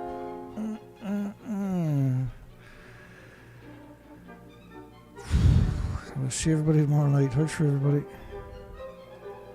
The weather finally broke, eh? I actually had the motorcycle out for like 40 minutes today. But I was already too burnt out. But it did allow me to get a nap in, right? Got all that fresh air. And so now I'm looking forward to the weather. Summer is here. So maybe people will start camping for a few days. We're going to let everything dry out. We'll just make sure. 3 weeks of just ridiculous rain. I think yesterday and last night, it was a total of around 100 millimeters of rain. There's potholes out there right now, won't dry up for a week, no doubt. Tomorrow's July the 4th, right? Tomorrow's July the 4th, which is the American celebration. We celebrated ours on Monday, July the 1st. So I'm not sure if I'm doing a show tomorrow night. I probably will, I guess, yeah. A short show, right? We'll do like a 1 hour show or something tomorrow night. But I know a lot of people like to get it and try to do something on that anniversary. Have a great night. Hugs for everybody. See everybody tomorrow night. Don't forget to give us a thumbs up if you get a chance. Hugs for you and your friends and your family and your loved ones.